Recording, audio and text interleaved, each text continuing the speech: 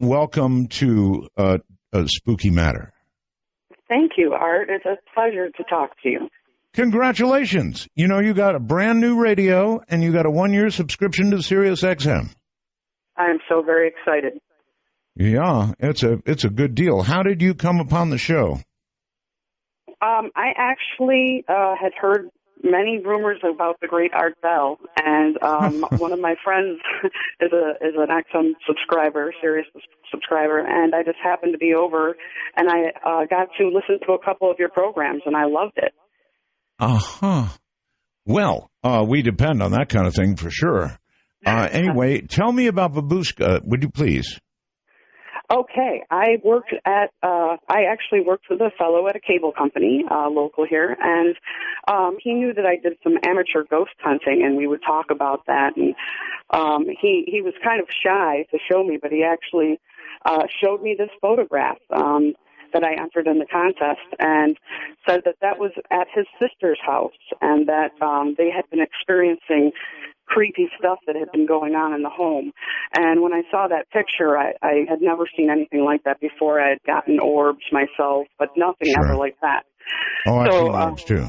Yeah, but orbs are not what you brought us. And by the way, yours was picked as the winner by the most positive comments. There were like 100, I think, positives on you for that, and it was clear winner. There was one other, but it got qualified because somebody had poached it from another website. Oh, okay. So yours is an original, and it's totally a winner. And whoever took it, who took that? That was my coworker's name is David. Okay, well, boy, he did a good job. I mean, to be able to catch something like that with a camera. Oh, it spooked him. It spooked him very much so. And he didn't even really know what he had captured until he had seen it in his phone. He really saw it. So it was before all those applications on. I was going to say, before all the iPhone applications and all the little things that you can do trickery with, it was before that even really evolved yet. So that was what made it even neater, Do you actually know the date or rough date? Yeah, it was taken around 2007. Okay, 2007. All right. Yeah. All right. Well, listen, Rebecca, bless your heart for entering. Bless your heart for having a really good ghost photograph, and enjoy the radio and the 1-year free subscription. And we'll expect you to call back. Thank you so much, Art. Such a pleasure to talk to you. Take care. All right. That is Rebecca O'Donnell, the winner of the radio and the 1-year free subscription. Told you somebody was going to win. All right, ladies and gentlemen, welcome to Spooky Matter. Now, what tonight is going to be, as I mentioned, is a combination of those who have sent in ghost stories as requested.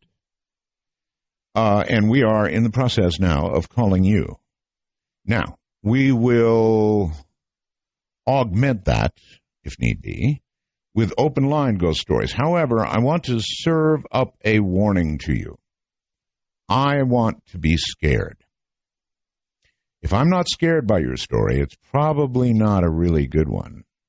It's got to put a little chill, raise the hair, maybe on the back of my neck and put a little chill down my spine. And I scare fairly easily. So they've got to be good ghost stories. If we take pot luck, they've got to be good ghost stories. And I'm also going to make a special request tonight that if you're an over-the-road trucker, I know there's at least 4 or 5 of you out there, that if you want to tell your ghost story, you pull over safely into a rest area or the side of the road somewhere where you're safe, so you can tell your ghost story with a good cell connection and with reasonable quiet in the cab, as it were. Hello, Tennessee. Hello, Osage. Are you there, my friend? Well, let me try it again. Osage, are you there, buddy? Yes, Art. How you doing? I'm doing fine. I thought we had lost you for a moment, but no, we have you. All right, so what's spooky in Tennessee? Nothing. The story I have is actually whenever I was overseas in the military. First, I just want to say I'm a little nervous, so I apologize. Oh, relax. So, in other words, it's like an alien ghost story. Okay, yeah. I also want to give a shout-out to Bill Gab, to all those guys out there. The Belgab people? Yes, indeed. Yeah. What do I call them? Vicious but vaguely lovable? And that's really an apt description. Yeah. Well, the story had to do whenever I was in the military. It was the 2002-2003. I was stationed overseas in Korea. I was at a Camp Stanley base, which is kind of far north. And right. And I May I there. ask? Let me stop you. What is it like? You know, I've been to Korea any number of times, but being actually in the military and stationed in Korea. Well, put it this way: I've heard of our troops in Korea referred to in interesting ways, as though you're kind of there so that if the North starts a war, America's automatically brought into it. Is that how you guys looked at it there? Kind of. I mean, well, you know, a lot of people don't know, I guess, that we were never actually, we signed a ceasefire. We never signed a peace treaty, so we were technically still at war. That's correct. And they stationed me there because I after the 9/11 happened, I wanted to combat. I thought I was going to go to Iraq, but instead they sent me to Korea instead.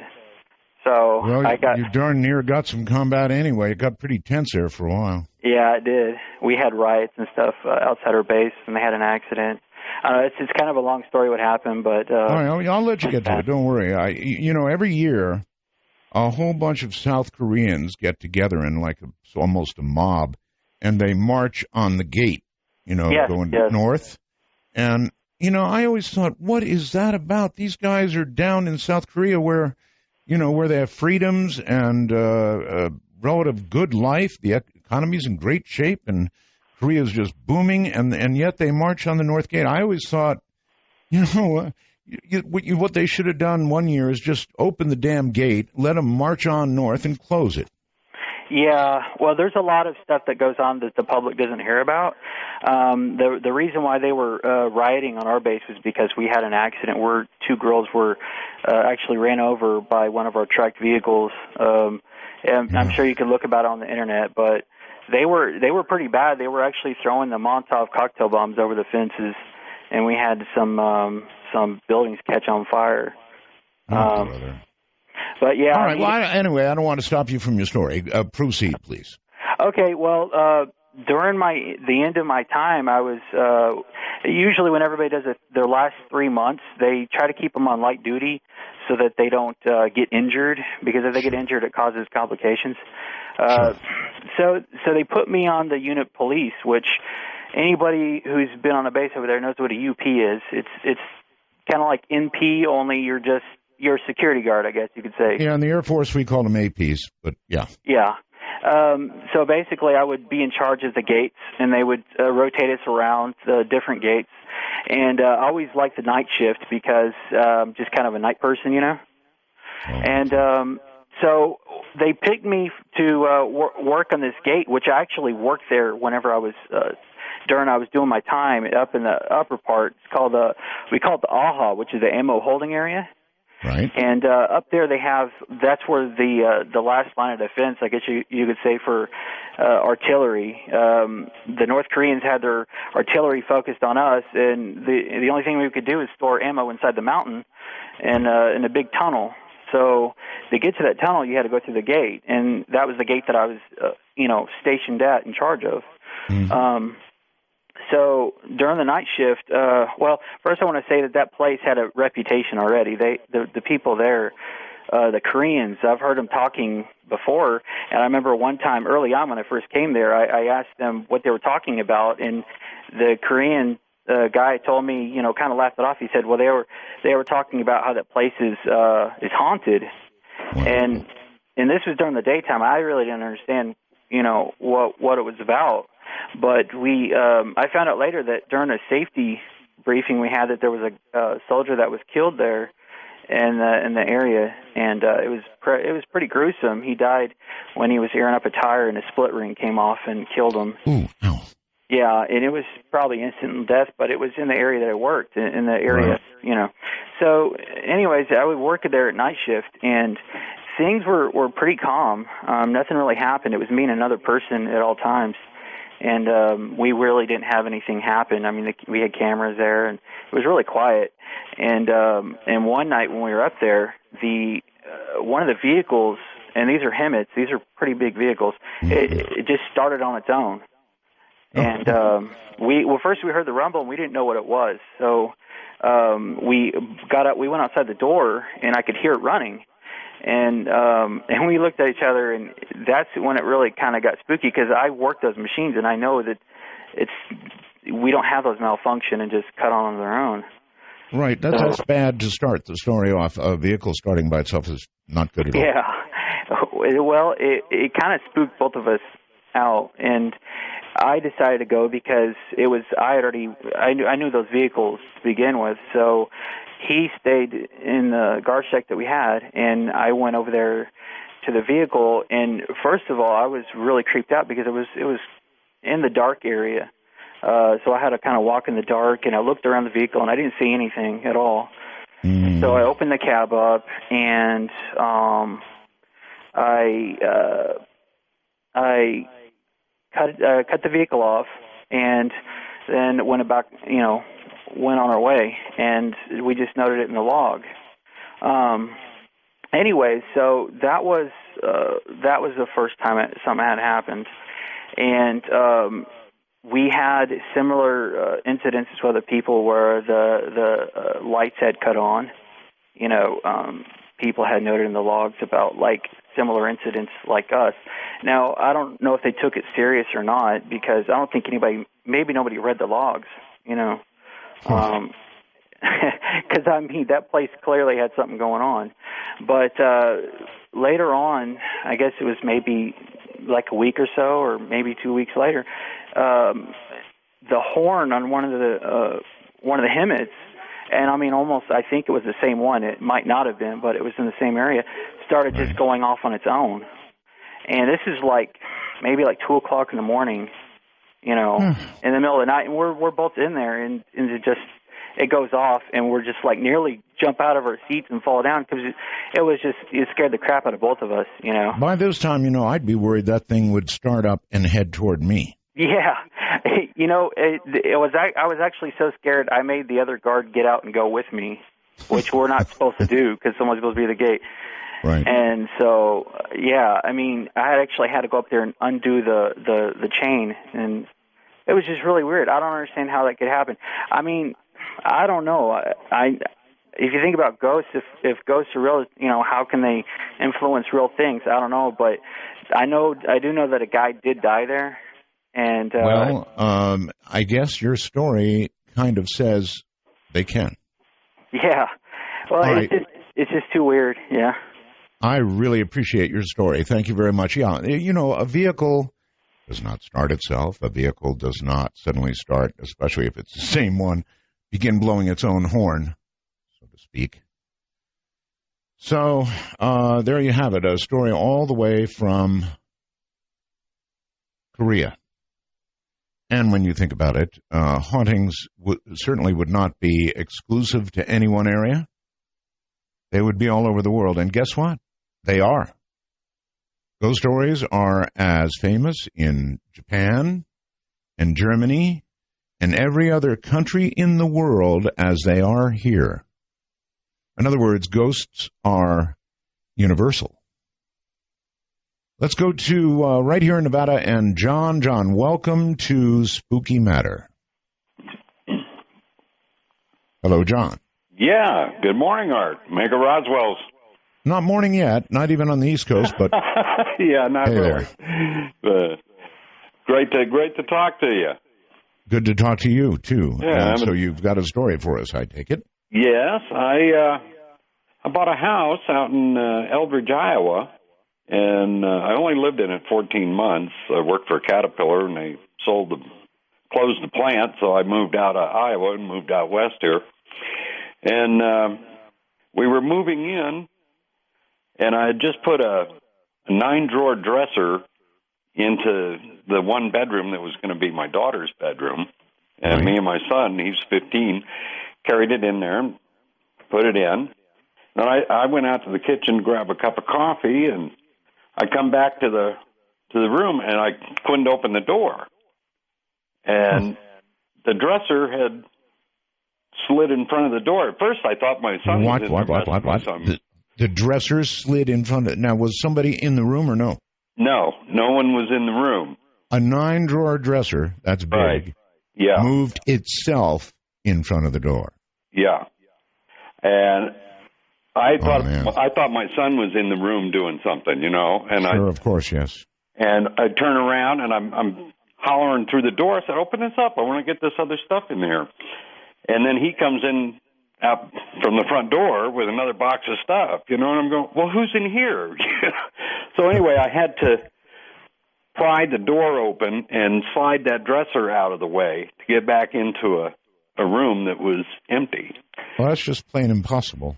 Yeah, well, that's what I thought. And, I mean, me and my wife sat down, had a cup of coffee, and, like, you know, you just bought the house. What do? You know. I know. I'll tell you, I think what I would have done, did you buy from an individual or a realtor or what?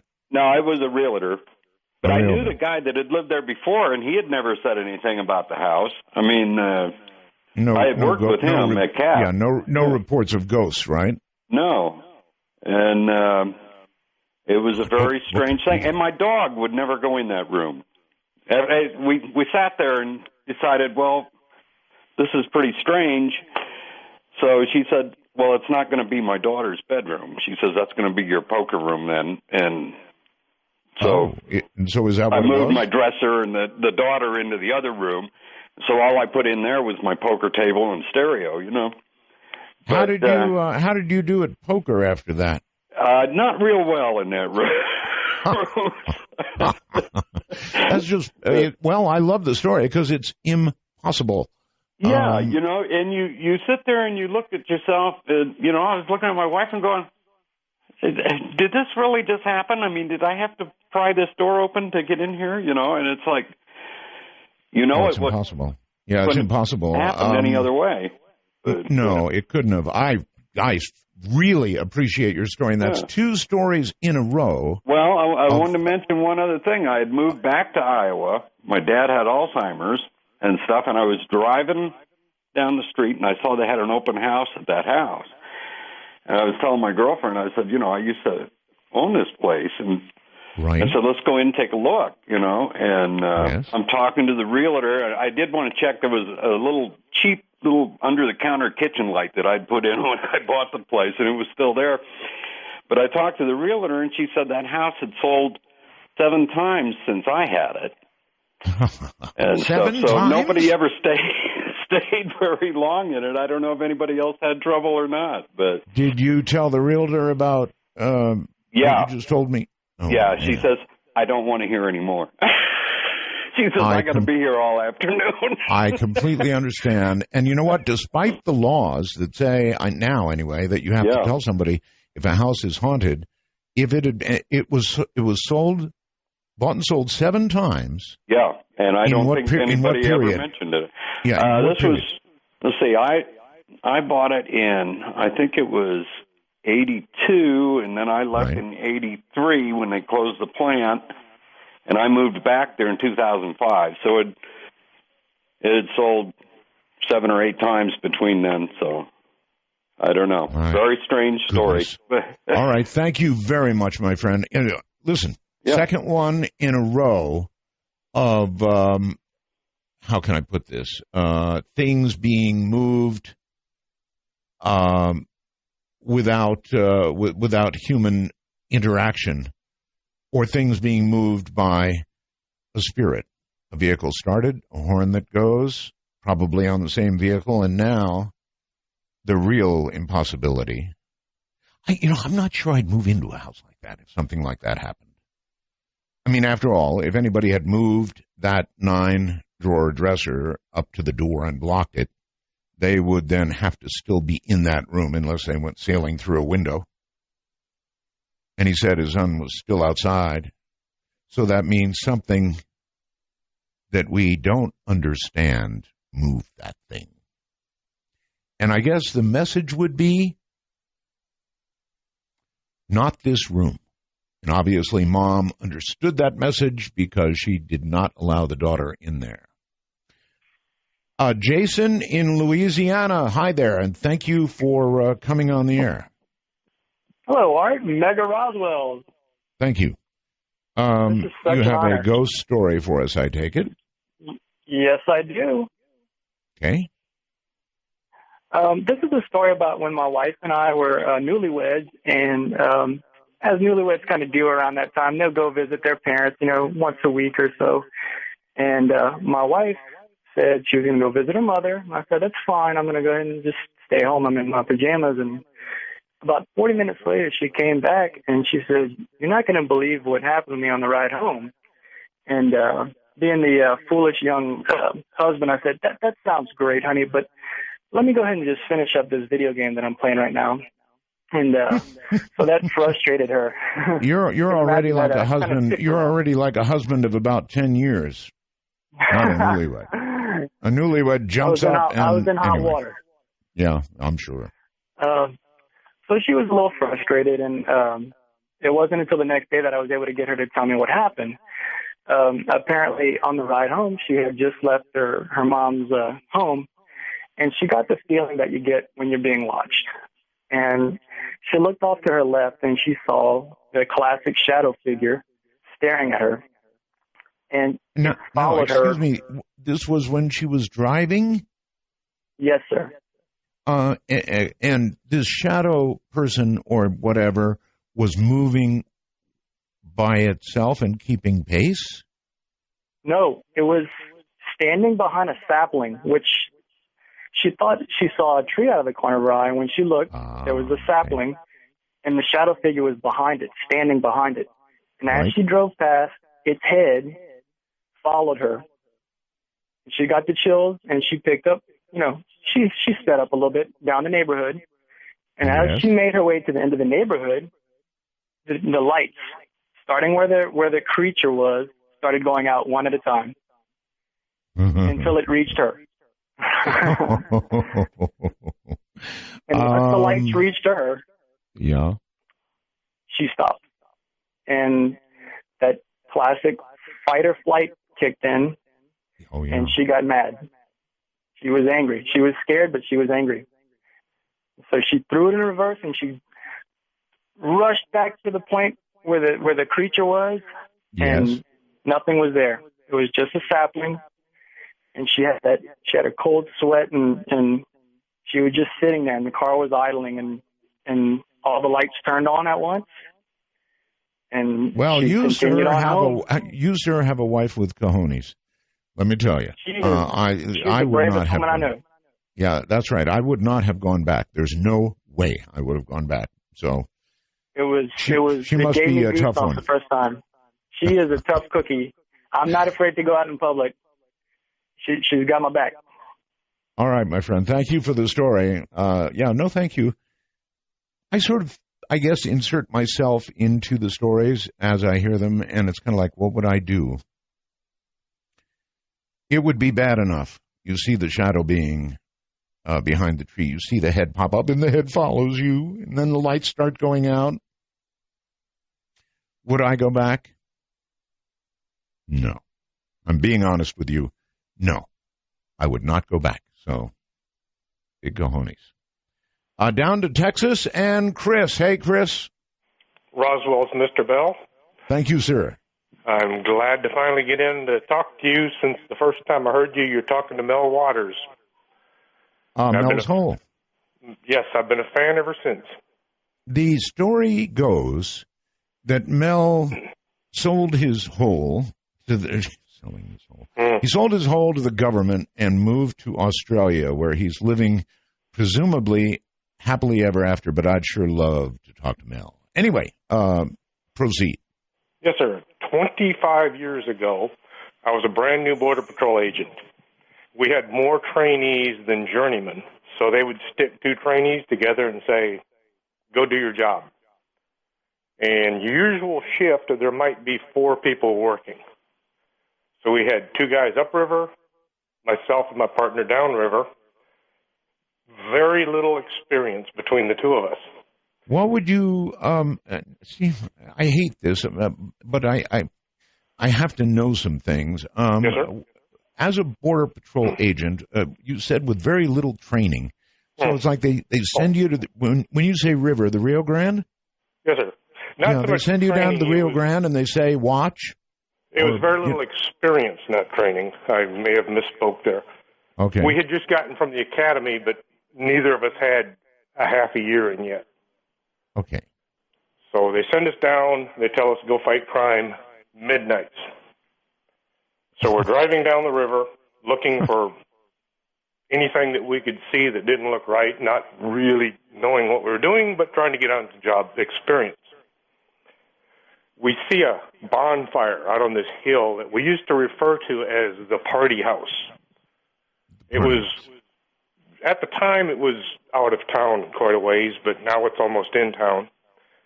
And we drove towards it thinking, well, maybe somebody's down there, maybe some aliens, maybe some smuggling. Right. And at the time, we had switches that we could throw that would turn all the lights off in the vehicle. So if you hit the brakes or the backup light, nothing would come on. It wouldn't show where the vehicle was. Sure. So we turn out all the lights. We're driving down this long dirt road towards the river. And as we come around a corner, there's about 15 or 20 people standing in a huge circle around a giant bonfire. They're all wearing brown, full-length robes. They got their hands up in the air like they're doing some kind of religious ceremony. Ritual. Yes. I saw a movie called Race with the Devil with Peter Fonda and Warren Oates several years before this, and that movie came to mind. I looked at these people just in time to see two of them turn towards us and start running at us in a, not an aggressive manner, but like we didn't have any business in their little ritual. Oh, I'm sure you didn't. It was this is on the U.S. side of the border, of course, right? Yes, sir. Yes, about 2 o'clock in the morning. Gotcha. And two of them start running toward you. And you were, I'm sure, too armed. Oh, yes. Yeah, okay. But they were armed in Race with the Devil, too. Oh. Well, so what do you two armed guys do? I looked at my partner, he looked at me, I threw it in reverse, and I hit the gas. I said, I don't see any immigration violation happening here. I went backwards with no lights. I made a 90-degree turn, and I didn't slow down until I hit the highway. I'm with you all the way. Once we get to the highway, yes, we're trying to decide what to do because our nearest backup is a good 20, 30 minutes away. Right. There's one sheriff's deputy, and he's way the heck out of town. Right. Who would you report this to? They didn't cover this at the academy. No. Local law enforcement? I don't know. Well, we're out of town. We were in the county, and like I said, there was one deputy working, and he was way the heck out of town. And we discussed it the rest of the night. Who should we report this to? And we could not come to a conclusion. So at 8 Nor o'clock were they in the morning, necessarily breaking the law, really. None that I could see. So maybe God's law. Well, we decided that we just weren't going to tell anybody, and we're going to try and pretend like it never happened. I don't blame you at all. We've managed to keep our mouths shut for about a good 20 years. Well, finally, about 3 or 4 years ago, I was invited to tell my story on the other show, and unfortunately, the night that they called the house for me to talk, I had a schedule change, and I had to work that night. So you never got to tell the story?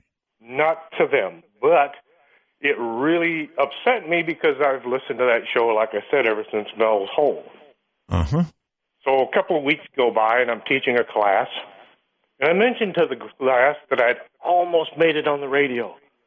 And I told them this story about what had happened to me and my partner, and how it would have been neat to tell people I'd managed to tell my story to the entire United States and parts of the planet. And one of the students said, hey, about a couple of years ago, I was driving around down by the river, and I came across the exact same situation. Oh? Yeah, so apparently whoever these people are, they're still out there. They're still doing their little ritual, and I have no idea who they are or what they're doing. And this person, this student, what did he do? Exact same thing. As you did. And as I would have done as well. I really, really appreciate your telling this story on Real Radio. It was an exciting night. Thank you, my friend, and take care. Glad you came by tonight for Spooky Matter. I love stories like this. What do you suppose that was? Probably not ghosts. But also, on the other hand, probably not a group of people that you would want to upset, armed or not. Fascinating. Ben in California. Hi, Ben. Hey, is this me? It is you, Ben. Hey, Roswell's. Thank you. I've actually called in and told you my ghost stories before, but I've got one more story I haven't told you. You've told me ghost stories before? I called in on open lines tonight, and I was the guy that had been physically assaulted by a ghost. Okay. But I've got one story that I don't know if it's ghost or not, but it definitely qualifies as spooky. All right. I'm living in eastern Kentucky, growing up on this haunted hill. Mm-hmm. And besides the neighborhood there is a dirt road. It's a gas road. There's gas wells out there. And this is where we rode our dirt bikes and four-wheelers and everything like that. Right. So nobody ever walks out there, but I didn't have any gas for my dirt bike one day, so I decided to take a walk out there. I'm about 15 years old. I think I'm a freshman in high school. And I'm walking back. I've got my machete on my side. I'm looking for snakes and whatnot, looking for deer. Mm-hmm. And I'm looking around, and then suddenly there's two men in front of me. And this is a straight stretch of, I would say, 200-300 yards. And suddenly they're about 20 feet in front of me. So I tell them, well, you scared the you-know-what out of me. And one of the men says, well, I'm sorry. And they walk up to me, and they ask me questions like, how did you get out here? And I told them, well, I just live half a mile from here. And they say, they're just very confused. They say, how did you get past the gate? Mm-hmm. And I told them, there is no gate. There used to be a gate there, but it had been ripped out a couple of years ago. Right. And keep in mind, this is the only entrance for miles. This road runs for miles and miles, and a few miles the other way, there's another entrance, and it doesn't have a gate either. So anyway, that's a really weird question. And the direction they were coming from the direction of my house, and there's only one way in, one way out. And I'm thinking they should know there's not a gate there. So anyway, the whole time I'm talking to them, I'm really creeped out. I'm really freaked out. They're staring directly at my eyes, and they're not looking anywhere else. I'm motioning to my house. I say I'm out here with my machete. I'm looking for snakes. They don't look at my machete. They're both just still fixed on my eyes. They're not even concerned with your machete? I mean, when somebody says, I'm out here with my machete, that gets somebody's attention, you would think. You look down. Ooh, big knife. Yeah, you would think so, and be slightly interested. But only one of the men's talking to me, but both of them are looking directly in my eyes. Yeah. And so anyway, I'm freaked out. So, I got to go. Because I never really see anybody out there unless they're riding a motorcycle or a dirt bike or a four-wheeler. But I start walking back towards my house. We cross paths. And, of course, I'm scared, nervous. And within a few feet, I take a few steps and I turn around. They're not there. As in disappeared. as in they are gone. Well, maybe they vanished back into a time when there was a gate. Yeah, say that gate hadn't been there in a couple of years, and I don't really know what that was about, but I start walking fast. I'm really nervous now. You know, my heart's racing. I'm panting, and I'm walking fast. And I turn back. They're still not there. There's nowhere for them to hide, but they're not there. So I'm convinced that something bad's about to happen. So I'm running back to my house, and I reach the road again, and there's not a work truck there. There's nothing there. So I make it home. I run to the house. I slam the doors, lock the doors, tell my mom somebody's coming to kill me. 2 men are trying to kill me, and sat there freaked out for the rest of the day. So say I didn't tell that story because I didn't know if it's a ghost story or not, but it was definitely. Well, it's yeah, it is. All right, thank you very much. I'm not sure what to call that story, but these odd things do happen. Yeah, and I understand. Sometimes you don't say it was a ghost. I kind of like my guess, actually. They asked about a gate that hadn't been there in a long, long time in a very weird way. And I'm guessing they went back to whatever it was, time-wise, when that gate was there. Roswell's. Thank you. And I hope Asia comes back with a whole sack full of goodies for Daddy. Oh, she will, and she'll hide them before I get home. That's when you get into your daddy experiences, and surely you know where at least half the hiding spots are.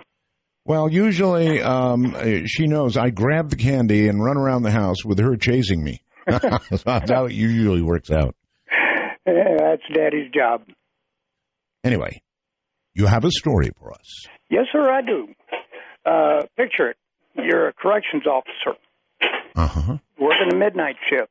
And at the beginning of each shift, doesn't make any difference which one of the three, you send your officers out to do an external perimeter check of the sensors on the fence and make sure everything's where it's supposed to be and working. I don't need any names, but I mean, is this a pretty good sized prison or a jail, or what are we talking about? This is a state institution. Okay, big one, yes, sir. Pretty good size. We was generally we run around with about a population of about 2,350. Oh, big one. Okay. Yeah, pretty good size. And I was a zone sergeant, and my officers automatically went out and done their duties. We've done an external perimeter check and an internal perimeter check. Sure. And the internal perimeter check not only included the inside pits, but also making sure that the doors and windows and everything was secured on the buildings. Right. And part of the institution was handed over from the Department of Mental Health. Mm. And this one particular building, which was right across a service road from another old mental health building that had inmates in it. Mm-hmm. But the building in question did not. It was not inhabited. And down on the basement level, there was it's still there, an extremely heavy steel fire door. Mm. And there for about at least twice a week, for about 6 weeks, we would find this door open. The fire door? A fire door. And did an alarm go off? I would think it would be kept. There's no alarms. This building was built about 1910. Okay, gotcha. And my officer that was doing the inspection reported to me that he found this door open, and these are all deadbolts. Oh. And so we find doors open, not real frequent, but from time to time, somebody would leave the building, on the evening shift if they had a class or something in there and failed to secure their door. that this building nothing was going on in there. Right. And the problem is that to secure this door, no personnel whatsoever inside our perimeter has a key to that door. You have to go to the communications room where we were issued our keys and our radios and get this one specific key, which took the authorization of the shift commander. And you had to and again, this door is normally always dead bolted. Yes. Okay. We had keys to all the other doors in that building except that one particular door. Right. Nobody inside the perimeter had that key. Well, I had to get authorization from the captain to get the key in writing, and naturally he wanted to know why. Well, to keep the sergeant that I relieved, keep him out of trouble, I just told the captain that I wanted to do a security check. Mm-hmm. So, fine. So, got it. We went in. Me and 4 of my officers, we went in, done an inspection, and the place was empty. And we secured the door.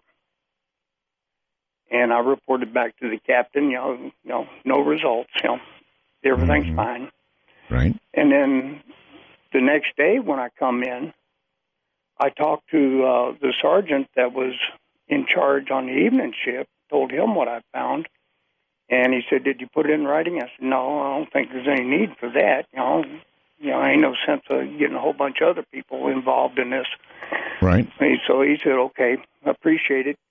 He said, "I was on the evening shift. They done 2 inspections, and one of them was right around 10 o'clock at night, while everybody else was performing a count. They'd go around and do their same inspections as when they come on Yes. shift." Right. Well, this went on for about 6 weeks, and we kept. Wait a minute. You're saying this door was open every night? At least twice a week. At least twice a week. Oh my. Okay. And I'd still have to go up there and to the comm room, call the captain, get authorization. Well, by this, after about 3 or 4 weeks, he's starting to get really curious as to why I keep wanting to go in there.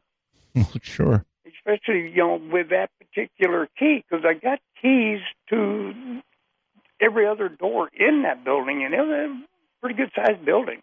Right. So after about 6 weeks, it was getting pretty old, and me and my 4 officers, we went in, done our inspection. Well, this time the captain called an emergency count. And this is about 3 o'clock in the morning. And while they're counting, we're going in there and looking around. Didn't find anything.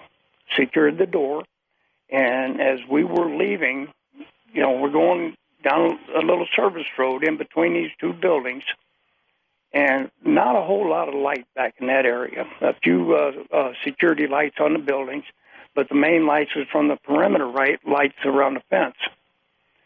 And I happened to turn around and looked up on the second floor window at the end of the wing, and I seen a little girl about 8 to 10 years old, blonde hair, and I just told my other officers, "Hey, come here." So I said, "Look up there. What do you see?" And all their jaws went slack, and their eyes got about as big as silver dollars. I said, "What did you see?" He said, "Do you see a little girl?" They all went, "Uh-huh." And about that time, she raised up her right hand and waved at us. And never seen her again. Never had any more problems with that door. Needless to say, that did not go on our reports. No, I wonder what her connection to that door was. Maybe there was an old mental health building, because part of our institution, especially we had two sides, and the side that I was on, we had about a half a dozen of these old mental health buildings. You know, like I said, built around 1910, 1908. No, I got it. Maybe she had a dad or a mom that had been in that building. Well, there was children there, too. Children, too? Yep. Wow. Yeah, because a few of my officers worked in there for mental health when it was still in operation. And all right, well, all right. Well, you've given us, thank you very much, another story of, in my opinion, something that's been something physical that has been manipulated by something else. All the stories that we've had so far virtually have involved things physical moved by things not physical. 6 weeks of a deadbolt opening? Well, I guess we'll just have to all wonder what's up with that. Strange. New York. Back to New York and Franklin. Hello. Hey, Art. How are you?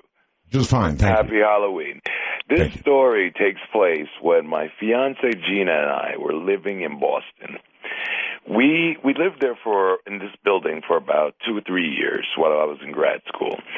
And about a month before we were leaving to move back to Brooklyn, we had the apartment packed up and everything, and we're asleep. I'm laying in bed, and I feel someone above me just looking at me.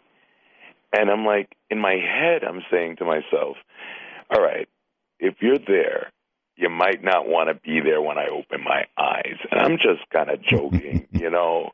I'm not thinking anything of it. As soon as I say this to myself, I feel a gust of wind shoot to my left. And now I open my eyes and I sit up immediately. And I'm like, what is this?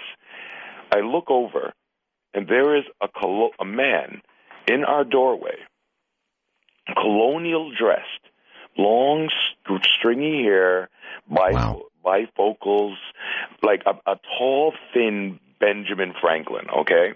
Right. Now, the man is illuminated. The only light that we have in our apartment is the bathroom door behind him that's slightly ajar.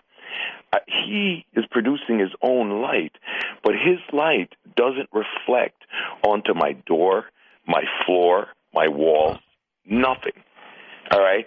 And he's slightly translucent because I can kind of see the bathroom light through him. Now, this man is looking at us with curiosity. No malice, no nothing. I'm just staring at him with curiosity. I touch my girlfriend, and she wakes up, and she looks at the door, and she says, "Who's the man in white? Who's the man in white at the door?" At that point, I really get freaked out because it was like confirmation. I turn to her. She goes back to sleep. I turn to him, and he's gone. Oof. Yeah. I wake her up. She tells me exactly what she saw. It was exactly what I saw. She goes back to sleep. I could not go back to sleep for the rest of the night. I hear you, buddy. Thank you so very much for that story. Now, isn't that interesting? In other words, it may well be that many times the apparition, or ghost, if you will, is every bit as surprised at being in another place or time than it was used to. So it is as absolutely curious, perhaps even terrified, as you are. And I wonder what that says about the other side. The mixing of that side and this side on some occasions. It may well be that they have absolutely no more of an idea than you do. Think about it. Let's go to Minnesota and Allison. Hi, Allison. Well, good evening, Art, and happy Halloween. Thank you. Well, my story does, well, I have a story that actually does involve things being moved without me moving them, but the story that I believe you were most intrigued in is my story of the time I saw a shadow person. And this story goes back about 15 years. I was 9, 10 years old at the time, and I was downstairs. We lived in my grandma's house at the time, and we lived in her basement. And this particular night, my mom had left to go grocery shopping, but my bedroom was in the basement right next to the stairwell. So the only way to get in and out of the basement is on these very, very creaky stairs. If anyone were to come downstairs, including our very fat cat, I would know about it. So I'm reading my book for school that night, and I'm sitting on my bed, and the setup of this basement was very odd. It was my room had 2 doors, one that went to the stairwell, and then another one that went into a very oblong bathroom that was connected on the other side of this bathroom to our living room. And right by the doorway to the living room, there was a desk, and my mom had a light on that, and she left it on for me so that I wouldn't get scared while she was gone, even though my grandma was upstairs watching TV. So I'm reading this book, and the way I'm sitting on my bed, I can see through the bathroom and then into the living room, and I can see the light is pretty much framed by the little slit of the door that I can see through.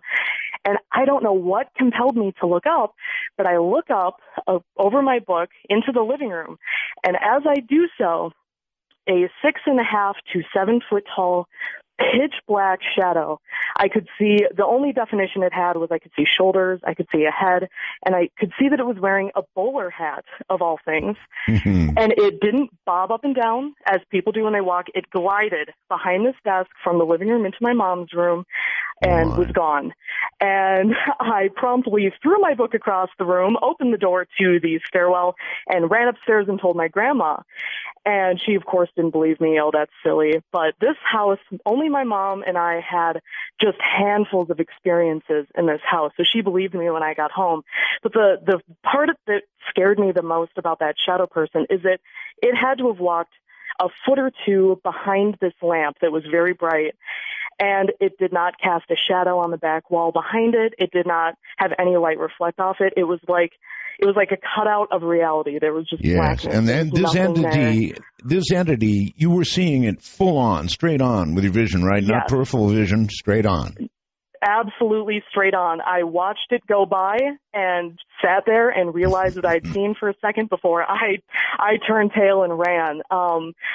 There was really no malice to anything that happened in that house. It actually, in a weird way, helped me out one time, but it's still such an abnormal thing to see. I just couldn't deal with it, and I ran away. Oh, I would have too. My kind of gal. All right. Well, listen, thank you for the story. It's a good one. You're very welcome. Take care. Thank you. My kind of gal. I mean, I'm being honest with you. If I saw a creature like that, I don't know about you. Perhaps all the rest of you are considering along with me. But if I saw a creature like that, so-called shadow person, straight on, and then it floated across the floor, I would be so gone.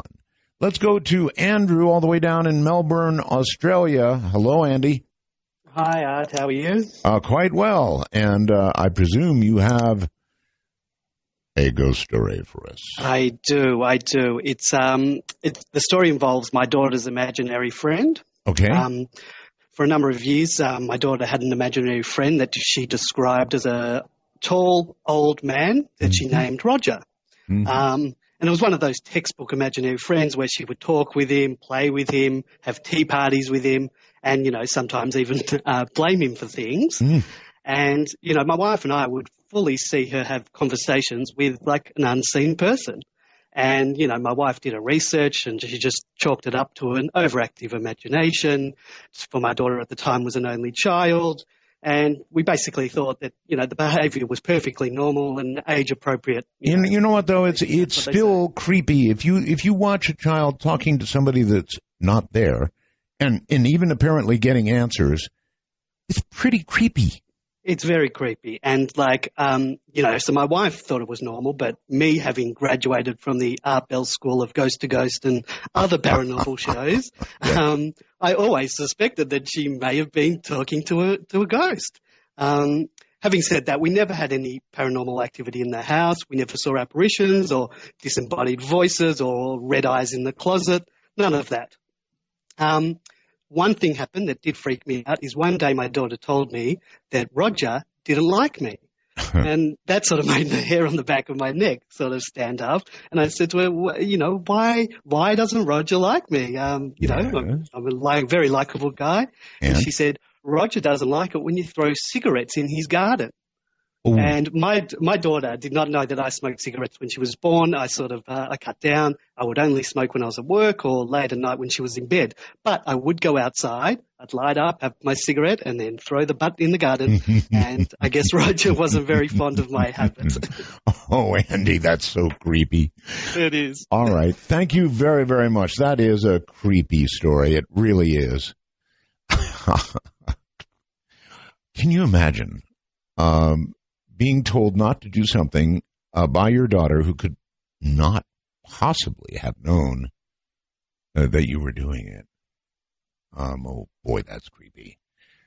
I recently moved out to my family farm in East Texas, and as part of that, I joined the volunteer fire department out here. Mm-hmm. And that amounted to me showing up at a meeting on Thursday, getting voted in. They sent me home with a radio and pager. Well, on Saturday night, 2 days later, the pager goes off, and I'm the first one to the station. The chief and I take a truck out to this accident. It's a rollover. The car's has died, but the radio's playing, and I walk up, look in, there's a guy kind of crumpled up in the passenger seat of the car because it's laying on its side. He's dead, yeah. And we were there for an hour. We had to wait for the police to come out, do their investigation, and the coroner and so forth. We cut the roof off of the truck, and he fell out, and a couple beer cans came out, so he was drinking. There were people behind him. He wasn't going that fast, just kind of swerved, went off the road, and smacked into a tree, and it cost him his life. Right. But, while I was there, I could kind of sense that he was around. He was still there, and I could feel him, and I remember feeling sorry for him. Like this guy, didn't know that his life was coming to an end, at least this one anyway. That's right. But you sensed he was right there. I would look over across the road a little ways back from the accident, and I didn't see him, I didn't hear anything, but I could feel that I think this guy's standing there just looking at everything going on in bewilderment, and I felt like all of the other officers probably looked down on this guy because he was drinking and caused his fatal accident. Mm-hmm. So we wrap up there, go back to the fire station, put the truck up. I drive my car back to the farm, which usually has other family members on it, but they were all in Dallas for a family event. And I get back to my house, and I can feel this guy with me still. I think he followed me home from the accident. Maybe he sensed that you identified with him in a positive way. You felt sorry.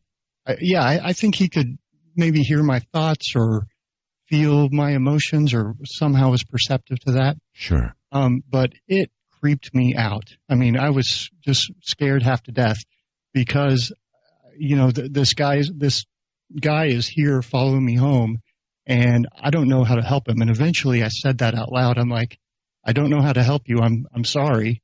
And this went on for about 30 minutes. And I remember thinking, boy, I wish my mom was here or somebody else was here on the farm. And I thought about them all being in Dallas. Right. And eventually it went away. And about 30 minutes after that, I get a phone call from my mom. And she said her aunt heard the phone ringing, brought the phone into her, and she called me back. This was at 1 a.m. And she said, hey, you just called. I was calling you back. And I'm like, what do you mean? I didn't make any phone call. What's the number from? Well, the number she gave me was my cell phone, and I had just moved out here, and my cell phone gets no bars. It says no service on it. So I couldn't have even placed a call, and the landline from the house doesn't have long distance, and her number is a Dallas number, so there's no way I could have called her. Oh, my goodness. So I think this guy, or one of the guardian angels that took him away or whatever, sort of placed this call to put me at ease. That's a cool story. Thank you. Thank you. Oh, yes, of course it is. Thank you so very much. Wow. See, these things, they do happen. That one from Texas, and I so appreciate it. I think that the dead, let me correct that. It is my firm belief that the recently dead do not depart right away. They're still there for a while. Not a long time, perhaps days, perhaps hours, perhaps days, but I firmly believe that they do stick around for a while. Let's move to, let's move to Colorado and Francisco. Hello there. Hi, how you doing, Art? Very well, sir. Thank you. Thank you. I'll go ahead and start off. My story, it starts off, met a good friend in Lutheran high school. I guess, better way to put it, it's kind of a uptight religious school. Right. They would teach us, Bible verses. We'd go to Bible classes. None of that to me. I mean, I was already, born and raised in the church. However, this friend that I met, he really was there for other reasons. And I tried to, I guess, talk to him about religion from time to time, and kind of blew it off. He's like, well, why don't you come with me over to my house? He's like, this is what my mom and I kind of do on our separate time. So we go over there, and it has a real nice house, a lot of ornate, old collectible type of items. And one of the items that she has in this big open garden room area is a Ouija board. So he convinces me, which going against everything that my mom had told me, don't you mess with that stuff because something could attach to you. It could follow you back if it wants to. Just leave it alone. Well, being a teenager, I was like, let me try it. So we gave it a shot, and got some interesting responses. And I was like, okay, I've got to try it. That's that. So fast forward now, we're in our late 20s. I'm in school, and I had just left college to move back in with my mom to help her with my grandmother. She was suffering dementia at the time, and my friend calls us up. It's about maybe 3:30 in the morning. December, so it's cold, snowing, and I could just hear on the other room, he's just crying hysterically, and I get up, kind of, confused in the daze, asking, what's going on, and she says, he needs our help, we need to go to his house now, grab your things, let's go, and he lived, a few miles away. Mm-hmm. We get to his house, and he's standing outside in the snow with no shoes on, with just an undershirt and a pair of jeans, and immediately gets in the car, starts crying again. I mean, just shaking uncontrollably, probably from being cold and being scared. And as he starts to calm down, we ask him, what's going on? What happened in there? And he said, I came home, hanging out with some friends. He's like, and I smelled this awful smell, almost like sulfur.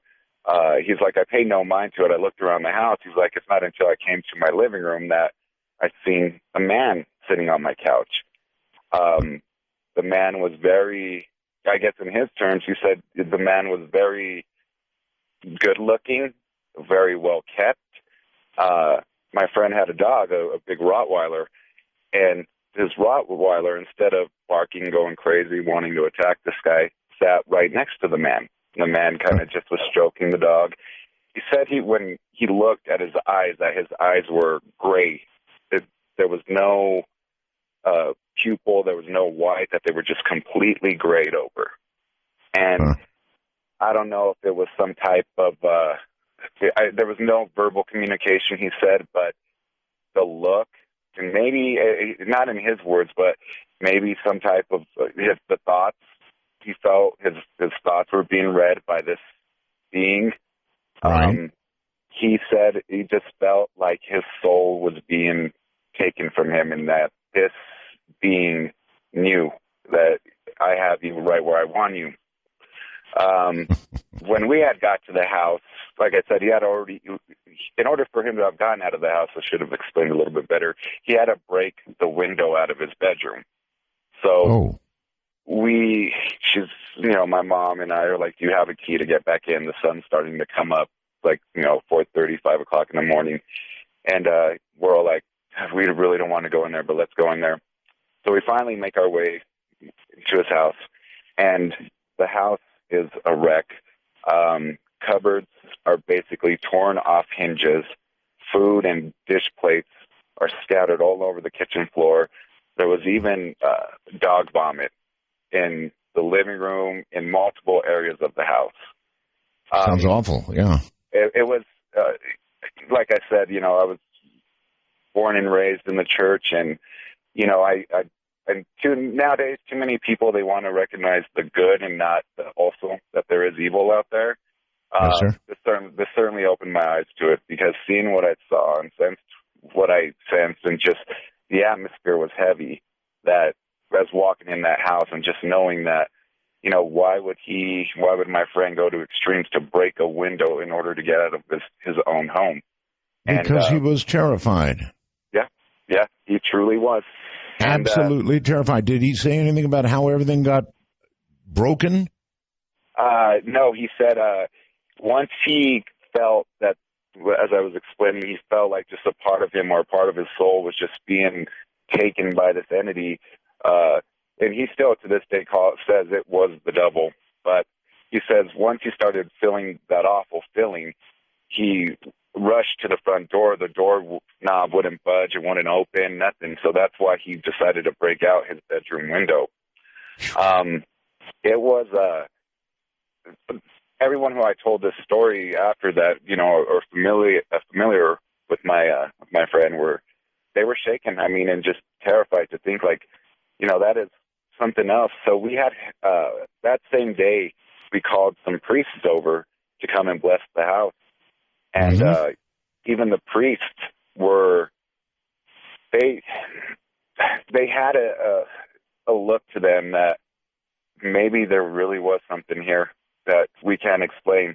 And during the prayer, my friend, the one who went through all this, he straight fainted on the floor. So I don't know if it was a possession and he was making that up, let's just say, but whatever happened, something happened. Well, thank you very much. I don't think anybody makes up breaking out a window of your own house.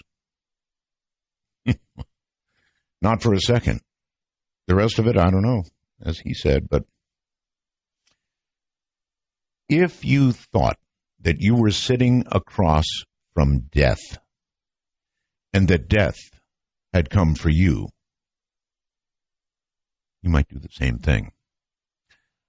Zach, somewhere or another on Skype. Hello. Hi, Art. Hi. Where are you? I'm sorry, Zach. Where are you? Oh, I'm in Oakville, Canada. Canada. Okay. Very good. So I've got a story that happened last year. My uncle was staying with us here at my house, and we were talking one night, and he was telling me about all these horrible dreams he was having. Mm-hmm. And I mentioned it the next day, my friend who likes to dabble in the occult, and he suggested to me that we do a banishing ritual, whereby he would summon the negative energies and then banish them from my uncle's life and also anyone that was in my house. Right. So I mentioned this to my uncle after I talked to him, and he was down for it. So the next day, my friend comes over, and what he did is he set up 4 candles in the north, east, west, and south corners of the house. Mm-hmm. And he went outside. We've got a walkout basement, so he was under my deck doing whatever he had to do for the ritual. Meanwhile, my uncle and I are sitting in a living room, and we were just told by my friend to just sit there in silence and just sort of, I guess, ponder life. Right. And not that long after it began, I got paranoid because I couldn't see all the candles. So I was concerned, one of them might catch fire or something. So I walked around the house periodically to check in on them. And I did a round, and everything was fine. And I come back to the room, and the candle that was in the south side of the house where we were sitting started making this pinging sound. What? It just kept going ping, ping, ping, and it would stop. And my uncle and I look at each other, And we said, did you hear that? My uncle says, oh, yeah, I heard that. And a couple minutes later, it goes ping, ping, ping again. And I said, oh, boy, what's going on? So I go check on the other candles. Everything was fine. I get back, and also within our range of vision is the candle to the east. And the fire jumped from the wick to the case that the candle was sitting in. Wow. So I said, oh, God. I mean, I said, I don't care about this ritual. I got to, blow this out. So I managed to blow out the fire around the rim of the candle case and kept the wick going. And again, I think, oh, what's going on now? Is it the rest of them? So I go and I check the candle on the west side of the house. And just as I get in, the fire jumps out of the candle and onto the dryer where it was resting. Oh, my God. And I blow that out. And as soon as I come back, I'm panicking. My friend comes up the stairs and said, the ritual is over. And I tell him everything that I just told you. And he says, well, to begin the ritual, I have to summon the energies from the east. So that's why the fire might have jumped, and then I banished them to the west, and that's why I jumped again. And I said, well, what about the south? And he said, well, what do you mean? And I said, well, it pinged several times, and it did it throughout the half hour or so you're doing the ritual. And he said, well, I have no idea why it did that. Oh, that's weird stuff. I guess lucky that everything didn't burn. Yeah, well, I mean, it's good news in the sense that after he did the banishing ritual, my uncle stopped having all the nightmares. Well, that is a good thing, but wow, what a story. Thank you very much. Plus, candles pinging, really? California brings Mark. Hello, Mark. Hey, Roswell's Art, how are you? Fine, thank you. Great. So I have kind of a crazy story for you. I'm 33 now, and about 10, 12 years ago, in college, when I was about 20, I moved into a house with about 3 other roommates, and it was about 2 blocks from campus, the University of Arizona, and it was built for the Tucson Electric Power Company president. So we move in and everything's fine, but then within a week, a whole bunch of weird things start happening. Literally the electricity would go off and you would have to walk around and go to the breaker outside the house to turn the electricity back on, in the house. Right. And we had, over the course of the year that I lived there, we had, like 3 or 4 different electricians come out to check out to see what was wrong with it, and everybody said that it was fine. So there was strange electric stuff that would always happen. One time I was using the regular can opener, and the electric can opener actually started to go off by itself. But one of the really creepy things was that we didn't have cable because we were poor college students, and I knew that my roommates weren't home one day, and I wanted to bring this girl back. So we go back to my place, and when we get there, I say, "Hey, let's watch a movie." And so I turn on the TV, and there's that staticky, that snow that you have when you don't have cable. And suddenly there's this bang in the other side of the house, and it's like sounds like dishes crashing. And she says, "What was that?" And I said, "I don't know, but I swear there's something really weird with this house. It's haunted." And suddenly from the TV, through the snow, the static on TV, it said, "No, there's no ghosts here." And well, that's not so. Well, it is unusual, but I mean, a lot of times voices and things are heard from white noise, and that's what you had on your TV was white noise. So, well, it was so creepy. I turned off the TV and I looked at her and I said, "Did you hear that?" And she said, "Yes." And I said, "Well, what was that?" And she said, "It said there's no ghost here." And we ran out of the house freaking out. But another thing that actually happened that my friend, was an EVP answer. Yeah, so I was filming. We had a party one night, and I was going around filming using night vision in the house.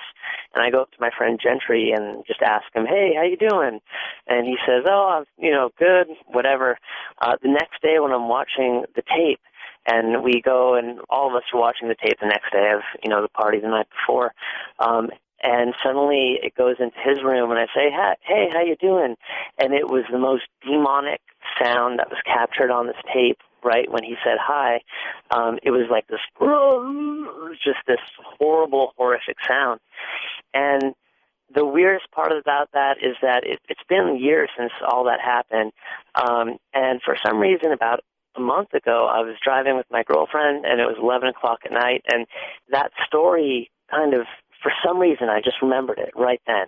And I asked her if she believed in ghosts, and I told her the story and that I had recorded this EVP with my friend Gentry. And I thought to myself, man, I need to call him. I haven't talked to him in a few months. I hope everything's okay. And the next day I got a phone call that Gentry was in a coma. And unfortunately, about 3 days later, he passed away. But the odd thing about that was I just remember that story, like, randomly. And I asked my friend Emily, when did he, slip into the coma? And she said it was around 11 o'clock on that Saturday night, which was literally, I think it was like 11:15 that I was telling my girlfriend that story.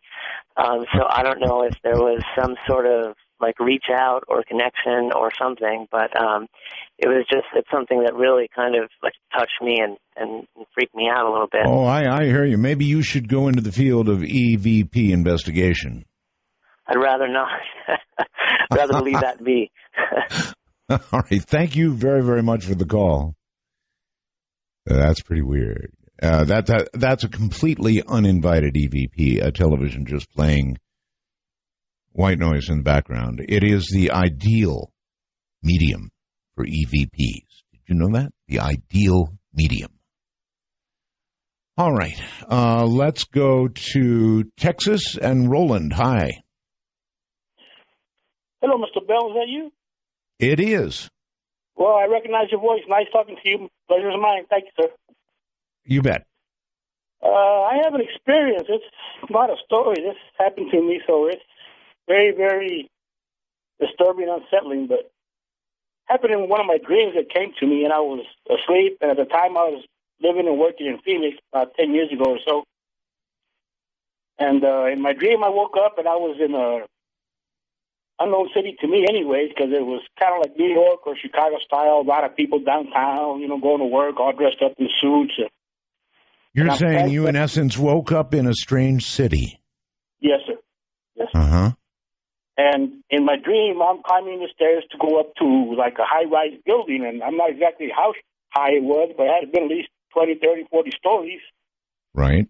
And you know, people are in big cities like that, they go by you and not pay attention. So I'm really not sure what I'm doing there, but I know I have to walk up, and I head towards the elevators for whatever reason. That's where I'm being pulled towards.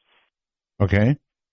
So I get to the elevator, and as one of them, there's a bank of elevators, and in those big buildings, you have 3 or 4 on one side and 3 or 4 on the other side. So it must have been a good, half a dozen elevators. So I'm standing in front of one, and the doors open up, and a bunch of people rush in and fill in, and carrying briefcases and purses and stuff. And I decided it was too crowded for me, so I figured I'll catch the next one. I wasn't in any particular hurry.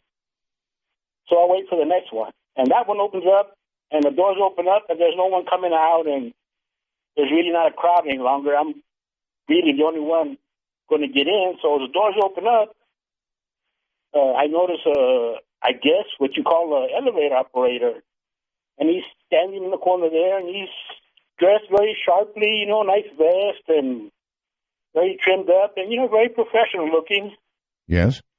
But he had this sense or an aura about him that wasn't natural. So before I actually stepped in, the doors were wide open. He's standing there with his kind of holding his hands and looking at me and smiling. And I picked up right away, who he was. And I got the feeling that he was the Satan himself. And now this is all in a dream, right? Yes, sir. It's all in a dream. Mm-hmm. Okay, so as opposed to an actual a ghost encounter, this is a dream, or did it manifest in real life? No, it's been manifesting in real life, but this is how it started.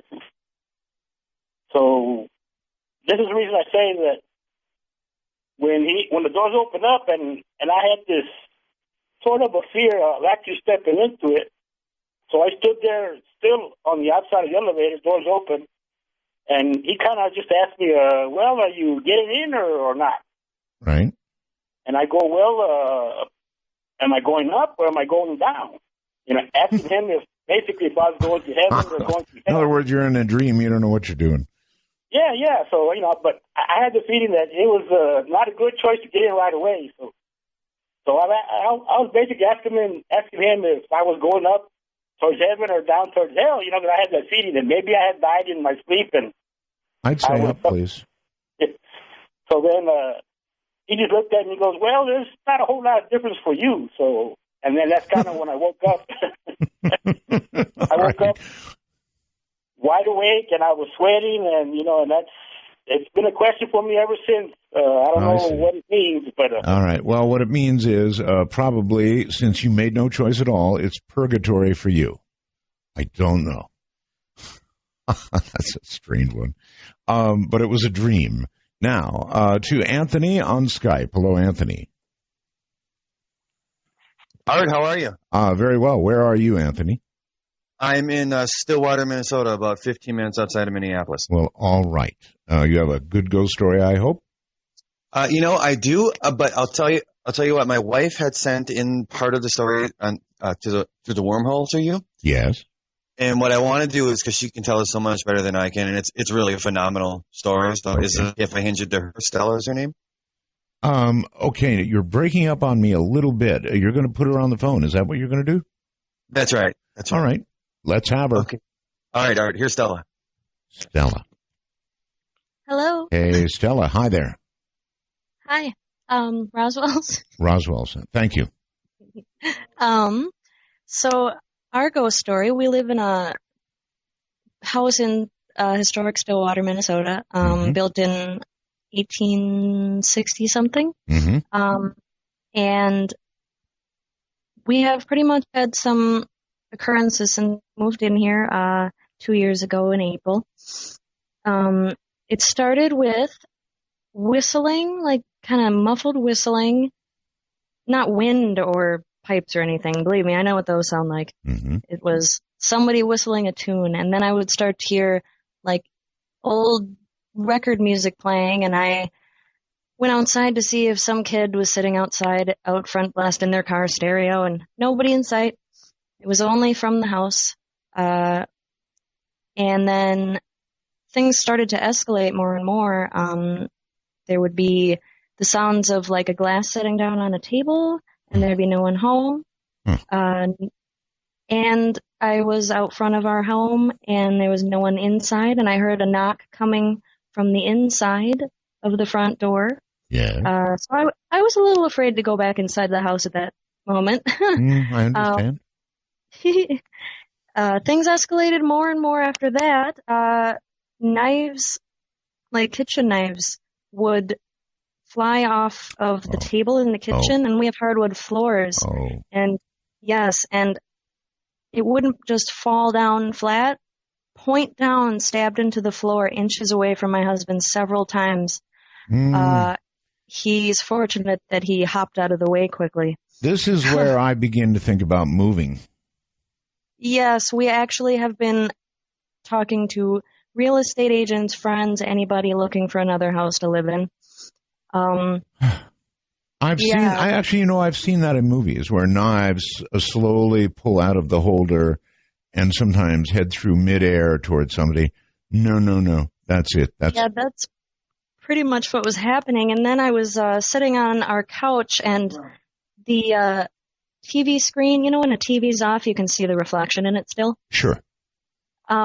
So I was just kind of staring off into space, and I saw in the reflection walking towards me a full-bodied, it was not even out of the corner of my eye. I could see it directly, but in the reflection of the TV, a full-bodied, it was a man, it was a figure, and it was walking right towards me. I screamed, jumped up. My husband said, "Oh my gosh, what's wrong?" Yep. And then it disappeared, and that was horrifying. Yeah, that'd be it. That'd be actually the knives would have been it. But then, so tell me, you did move. We are still here right now, actually.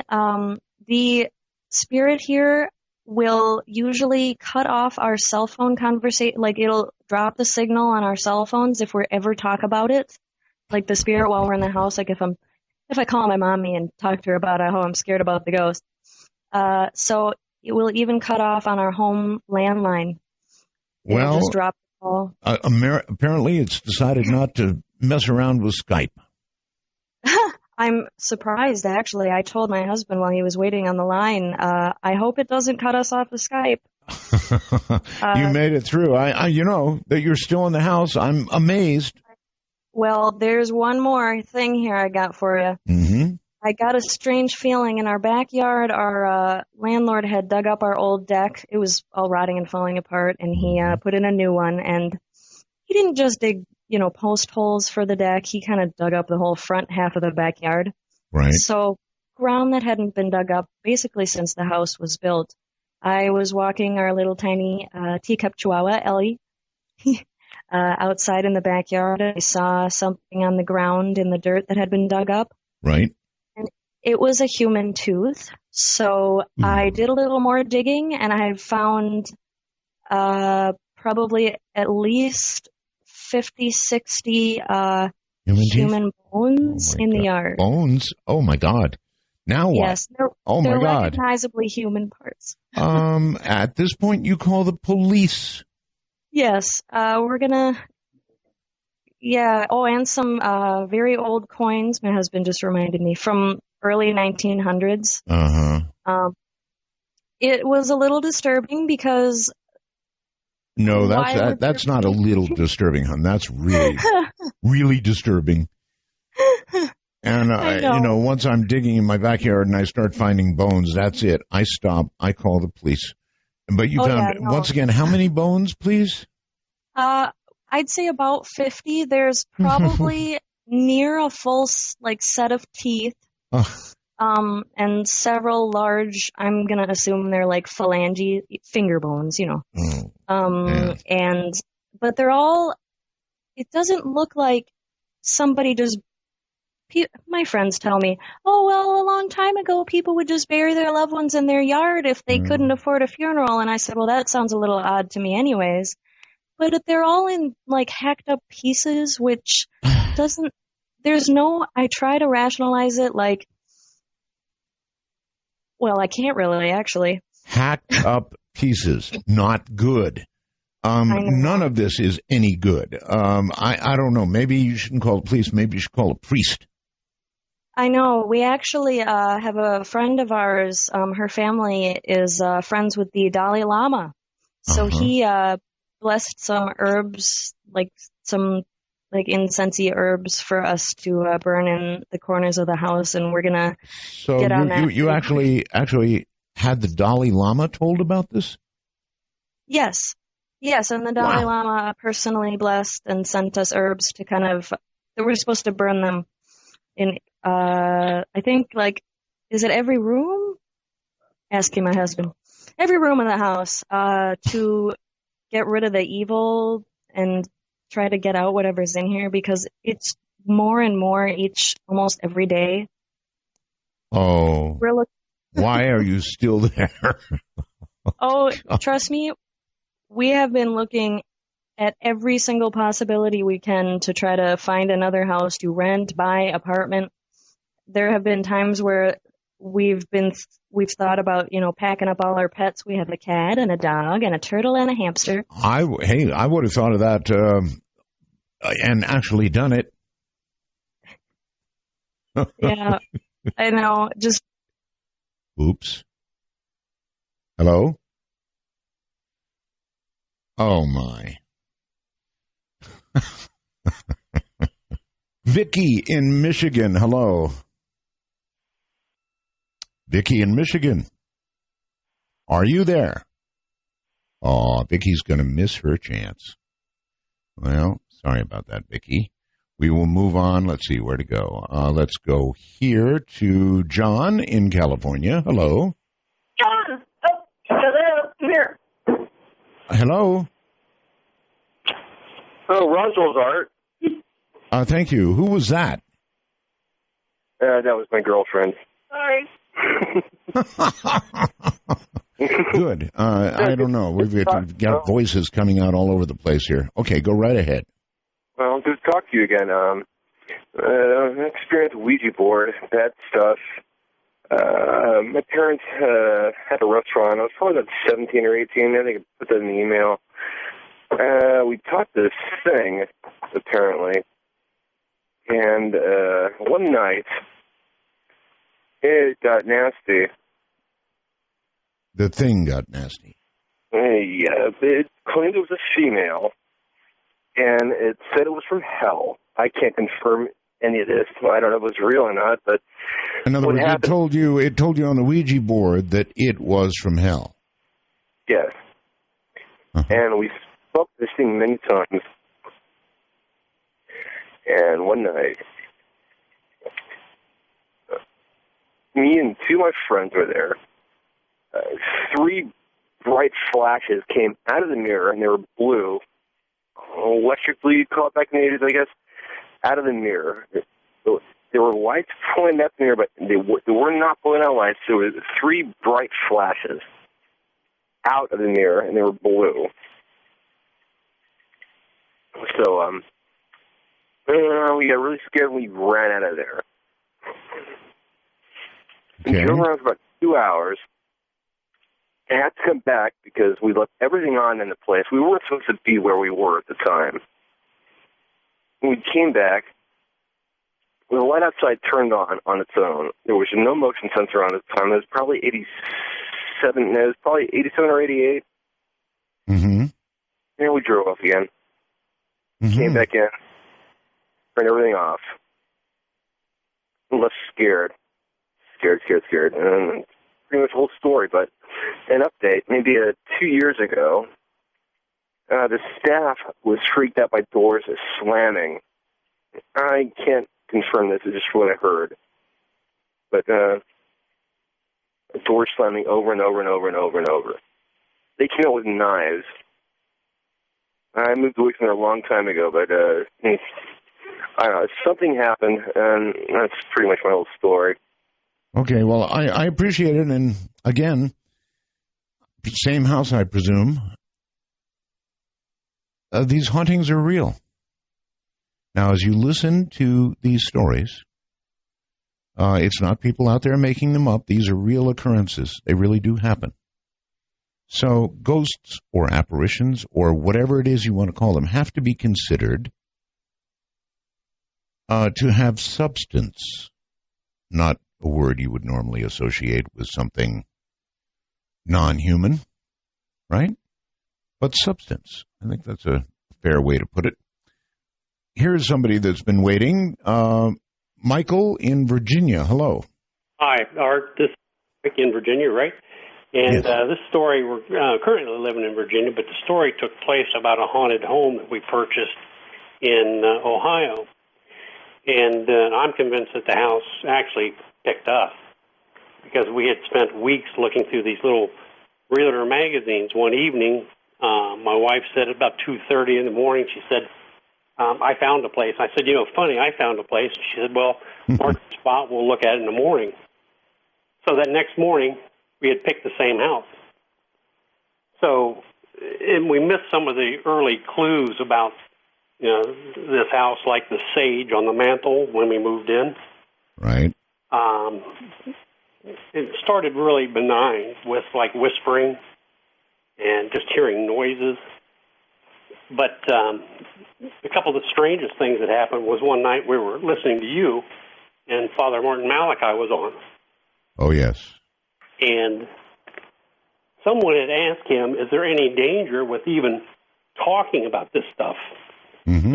And he told you, he said, Art, and I think you asked him the question, he said, Art, he said, even talking about it now can be a problem. That's right. And something you should be thinking about right now. Well, and what happened The words "no more" came out of his mouth when we heard this god-awful racket in a closet. And our cat ran over to the closet.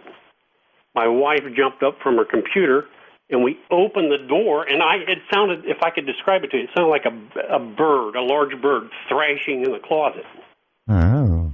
Opened up the closet door, nothing. And not good.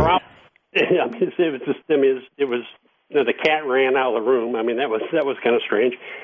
But probably the oddest thing that happened, my wife was working on her doctorate, and she had gotten up early one morning to go do some research on the computer, and the computer room was just like maybe 5 paces from the bedroom. Well, so as not to disturb me, she closed the bedroom door. And I could hear her typing away on the computer, and it was, and I, sleeping in. And all of a sudden you heard bam, bam, bam, 3 loud knocks on the bedroom door. I thought, well, that's odd. She must have locked herself out. I get out of bed, I reach for the door and open it, and my wife is reaching to open it from her side, and she said, "Why are you knocking on the door?" and I mean, it was just, you talk about, gee, why don't you move out of this place? Yeah, when you move in and you see sage, that's the big tip-off right there. Art, it really should have been. And I just want to tell you one cat story. I know you're a cat fancier. We had a cat, little cat Scraps, that we had for 13 years. And we were moving to Virginia, and she was in really, really poor health, and we decided to have her euthanized before we took her to Virginia, or before we moved to Virginia. Well, my wife and I were, and she had this little cage, like a travel cage she used to love to sleep on in the kitchen. Right. And my wife and I were in the family room, and all of a sudden we heard this god-awful racket, if you can imagine somebody just bouncing this cage around the kitchen. I jumped up off the couch. The cat's on the cage. The cage is coming off the ground 5 or 6 inches, bouncing straight up and down. Really not good. No, it wasn't good. The cat jumped off, and about the same time I hollered at my wife. I said, "Come in here, come in here, come in here. You got to see this." And just as she came, and this thing continued to bounce, Art, for probably 10 seconds after the cat got off. And I'm not talking just like shaking. I'm talking straight up, straight down, straight up, straight down. Yes, sir. And just as my wife came around the corner, it stopped.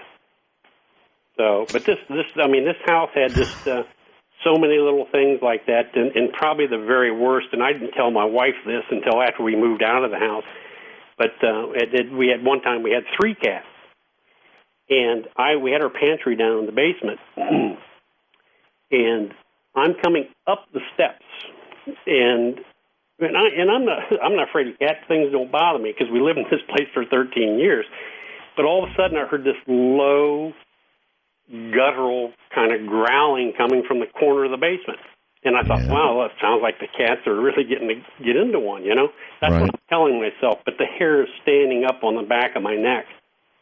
Well, just as I get to the top of the steps, I look over, and all 3 cats are curled up in the sunlight coming through the kitchen window. There wasn't a cat now in the basement. So it wasn't the cats at all? Not at all, Art. So, but anyway, all I can tell you, sir, is take sage advice and don't live in a place like that. The whole cat thing jumping up and down, bad. The growling in the corner, really bad. Let's go to Skype. You're on the air. Hello, it's Aku, I believe. Oh, it's me? It's you, yes. Aku, where are you calling from? I'm calling from Finland. Finland? Oh yeah. Okay, welcome. Well, I'm glad to be on. Can't believe it. I'm on actually kind of a shock. Well, you actually are, yes. Yeah, well, oh yeah. Roswell, first of all. Thank you. I'm a big fan of yours. Been for a long time. Finish Roswell's. Excellent. All right, yeah. Well, it's ghost time today, so I guess I'm gonna go for a ghost story too. Good. And I hope you understand my bad English, but so far so good. Okay, thanks. Well, this is actually a second-hand story, so I don't have a first-hand story to tell you, but second-hand is it's a good one. All right. Well, I have a friend who works as a security guard, and there's a mansion nearby, and he has to go around it very often, once in a day or so. Go all around all the rooms and so forth. Yeah, checking. That's what a security guard does. Yes, you have to go around all the rooms. Mm-hmm. And he has an electronic clock when he goes when he checks out. Yes, sir. And he has to put the right code in there, and so when he puts the right code, there's a it kind of goes in the alarm on mode. So if there's someone in the mansion, it of course alarms the local police or so forth. So you put the right code in and wait for the right signal, the green light or so forth, and well, the story goes that he puts the right code in, and what you get instead of you get the green light like always, but you get also a child laughing. And I know you like childs, especially child ghosts. But anyway, you put the right code in, and you hear a child laughing. Of course, you disable the alarm system to check if there's really a child in. Well, you go in, it's totally dark. Well, you can't see anything. You can't hear anything either. So you you go out and put the code on again, and well, you see the green light going again, seeing that okay, the alarm system is on again, and you just wait, and you hear the child again laughing. Well, you just what else there is to do? You just have to put the alarm code on again and check the inside again to see if there is anyone inside, but there's no one inside. And what can you do? You just have to go outside again and put the code again, and after that, well, it didn't appear again, but it was something. Anyway. So, in other words, it was something. Once it does it again and again and again like that, either you've got a bad alarm system, or you've got something that you probably don't want to know about. All the way from Finland. Okay, let's make another choice. Always hard to choose, but we'll go to New Mexico and Candace. Well, happy Halloween, Art and Roswell's. Thank you. I have a ghost story for you. Okay. In the late summer of 2011, a really close friend, Holly, moved to Louisville, Kentucky. Huh? So on Halloween weekend, another friend, Debbie, and I went to visit her, and she had lined up a ghost tour. And this is something that you walk around downtown Louisville, and they bring you here and there, and there were 5 or 6 stops on the trip. And very interesting, but I guess in a tour you don't really expect to see a ghost. No, and to top it off, up until we arrived at the Brennan House, the main event had been the wind chill index. It was so cold, and we were hanging behind the rest of the tour group. There was another lady that had hip surgery recently, so we were going to hang back with her. And we arrived at the Brennan House. This is a historic mansion, and a family had lived in it for a couple of generations, and they were doctors and lawyers, a very talented family, but beautiful home, everybody crowding around the front, trying to get photographs of the orbs that the guide was telling us we were sure to capture. And we hung back, let everybody take all their photographs, and as people were starting to trek off to the next place, we stepped in and started taking a few photographs, and I was the last one to linger, and I'm standing there taking some shots. I'm not seeing anything. And suddenly I have both feet firmly planted on the sidewalk. And by the way, this is a reasonably dark street. There's nobody on the street. And Holly and Debbie are walking away, and you know, come on. I'm like, okay. And suddenly I am roughly shoved in my left shoulder, hard enough to knock me off of my feet forward. And I'm thinking, okay, somebody shoved me. I turn around to tell them how rude I think they are, and there's nobody in the street. Nobody there. And my first thought was, don't scream, go get the girls. So I quickly walked toward them, and I said, you guys come back here. I swear to God, somebody just pushed me, and they're like, there's nobody here. And I'm like, exactly. We dash back, and the three of us are standing in front of this house in the dark, and we're taking photographs, and I just had this feeling that like the hair on the back of your neck stands up. Yes. And I felt like somebody was approaching me, and I knew we were the only three there, and I said, Debbie, I'm still taking photographs. Debbie, there's somebody around us. And I said, take some pictures of me. I feel like there's somebody by me. And did so she did. And as a matter of fact, I entered this photograph in the photo contest. Oh, my. Yes, it was called... Explain to me, since I'm not there right now, what came out in the photograph? Well, it's hard to explain. I've never seen that kind of light anomalies in a picture, first of all. A lot of white streaking lights.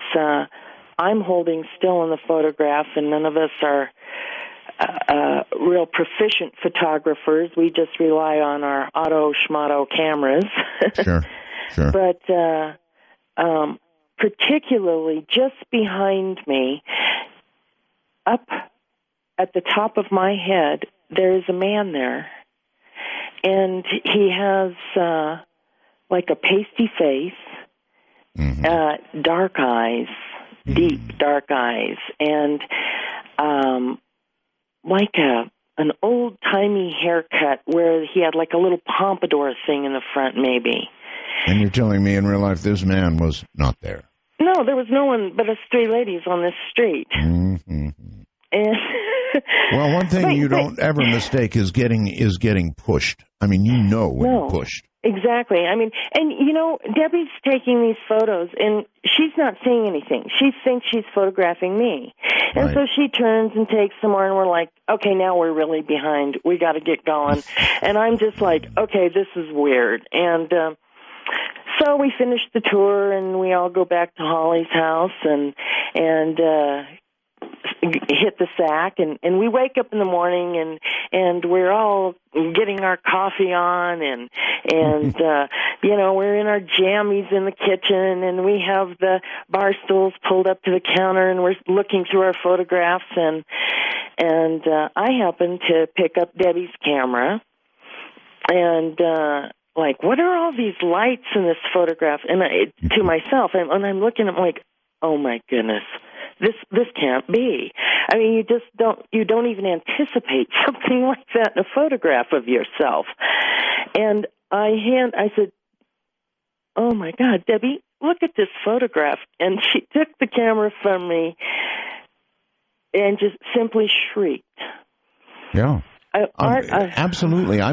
Listen, I'm with you all the way. You might expect lights, orbs. I don't know. Orbs have been said to be souls, and I don't know about that. Streaks of light, normal in photography, right? But one, getting shoved by something, not at all normal, and number two, a man appearing in a photograph where there was no man. Colorado's been hanging. Hi, Darren. Hey, Art. How you doing? Roswell's. Thank you. When I was in college, I worked at one of the most haunted radio stations in America. It was many stations actually are haunted. Really? Well, I didn't know yes. that when I took this job. I was an overnight DJ on a classic rock station. It was K-Sky Radio in Deadwood, South Dakota. And Deadwood. The address, believe it or not, dead serious, was 666 Main Street, Deadwood, South Dakota. So we think it was a portal for ghosts because of the strange address in Deadwood, South Dakota, 666 Main Street. But everybody that worked at the radio station knew about a ghost named Doc Smiley. Mm-hmm. He was a dentist from the 1880s to the 1920s in Deadwood, and he had a dentist practice at the location of the radio station in the second floor where the radio station was located. We were located right across from the number 10 saloon where Wild Bill Hickok got shot and killed by Jack McCall, in the 1800s. Sure. So there's a lot of history in that town. A lot of people met untimely deaths in Deadwood, South Dakota, and that's why I think there were a lot of ghosts in that town too. And one of them used to hang out at the radio station and do crazy things especially overnights. Poor overnight guys. So you said they're overnight. One night, you remember the old AP teletype machines that used to come over? Of course, yes. One night we were there, and the dentist office was converted into a newsroom. And through a double-pane glass, we looked through the glass, and we saw a man standing there in Old West garb. And we thought that was pretty strange. We walked around the corner, and nobody was there. So he was gone. And then another time when we were working there, for whatever reason, whenever we played Led Zeppelin's Whole Lotta Love, things seemed to kind of kick up at that radio station. Crazy things would happen. Really? We would have clocks on the wall would turn upside down. The old carts, that we used to play that had the commercials on, we'd find them stacked weird or turned upside down. Just all kinds of weird things. Mm-hmm. Okay. Well, actually, we used to, for example, if you played a card and you didn't allow it to requeue, you would automatically turn it upside down to remind yourself to cue it. You're right. Yeah, that's true. Uh-huh. So you remember how we used to stack those? Well, they would be all, changed around if you walked out of the room and came back. So it was just crazy things like that used to happen when you worked overnights at that radio station. Through the corner of your eye, you'd see dark figures walking down the hall. Doorways would creak and slam by themselves. And one night I was working late during a blizzard, and about 3:30 in the morning, I heard a really loud demonic roar come from down the hallway. So I thought it was one of my friends playing a trick on me. So I went running down the hall to see if I could catch him. Went down the stairs, and it was a snowstorm. I looked out the door, and there were no tracks or anything, so I knew that nobody else was at the station other than me, so it kind of freaked me out the rest of the night. I'm sure. Well, there are so many stories. I don't know why radio stations are the target of hauntings, but they are. It's true. Now, I don't know why any radio station, particularly one in Deadwood, would allow itself to be marked as 666 in their address. Let's go to Skype. And Michael, hello. Good evening, Art. Good evening. My story is kind of an ongoing story. Okay, Michael, you're kind of you don't have good audio. Can you move a little bit or something? Yeah. Is that better? A little. Back away a little more. Okay, well, I bought the microphone. Is that better? Well, not really, so just go ahead and talk in the mic. Okay, I moved into this house 12 years ago, and every evening between 7 and 9, there's a thump at the door. Right. It's like someone hitting it, not knocking. And through the years, I go to the door and look out the peephole, and nothing's there. Mm-hmm. And so I just kind of blew it off as, it's my ghost. Well, one night I decided, okay, I'm going to go outside and sit out there and see if this is the kids or what. And I went outside and I stayed out till about 9:30, come back in the house and sit down. I get a thump again. Mm. And so I don't know what this is. It's been going on for 12 years. And I called you about 3 weeks ago and told you that my cat sees something flying around the room. Sure. And you told me that you don't want to know what it is because if it would get a hold of me, it would tear me up. That's Probably haunted would. me ever since. You scared the hell out of me. Keep your eye on your cat, Michael. And thank you very much for the call. Yeah, sure. Cats see these things. There's absolutely no question about it. Anybody with a cat knows. Texas brings Mark. Hello, Mark. Hi, Mr. Bell. How are you this evening? I'm great. Thank you. Well, happy Halloween. Well, we've only got 25 minutes left here in Texas. Uh-huh. That's enough. Well, my story is about my twin brother, my identical twin brother with whom I was extremely close. Back in 2003, December of 2003, he took his life. Oh, I'm sorry. And obviously it was crushing beyond words for me. And in the weeks and months following his passing, we were close.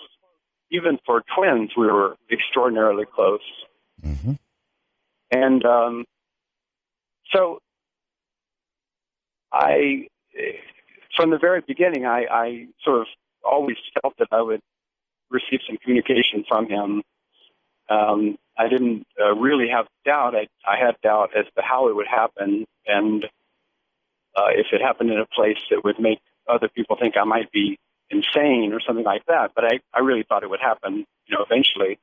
But as the months went on, and this is, now 3 or 4 months into after his passing, I had not yet received any communication from him. And I was very, I just wanted to know he still existed. I didn't, at that point, I was still in shock. I was pretty fearless. I thought, even if the Catholics are right and they go to the bad place, if they do something like that, well, then I can figure out a way to get him out of there somehow. I really just wanted to know he still existed. And so I got home one day from work, and this was, again, probably 4 or 5 months at the most after he passed. I was working a very manually intensive job, so I would come home sweaty and grimy. And of course, in Austin, Texas, it's by April it's already in the 90s at least. Sure. And so would come home, immediately take a shower, get the grime off, and I was in the shower, and all of a sudden a song came into my head, and it was, I didn't attach any significance to it at the time. It was a song from Paul's favorite band of all time called the Smiths. And so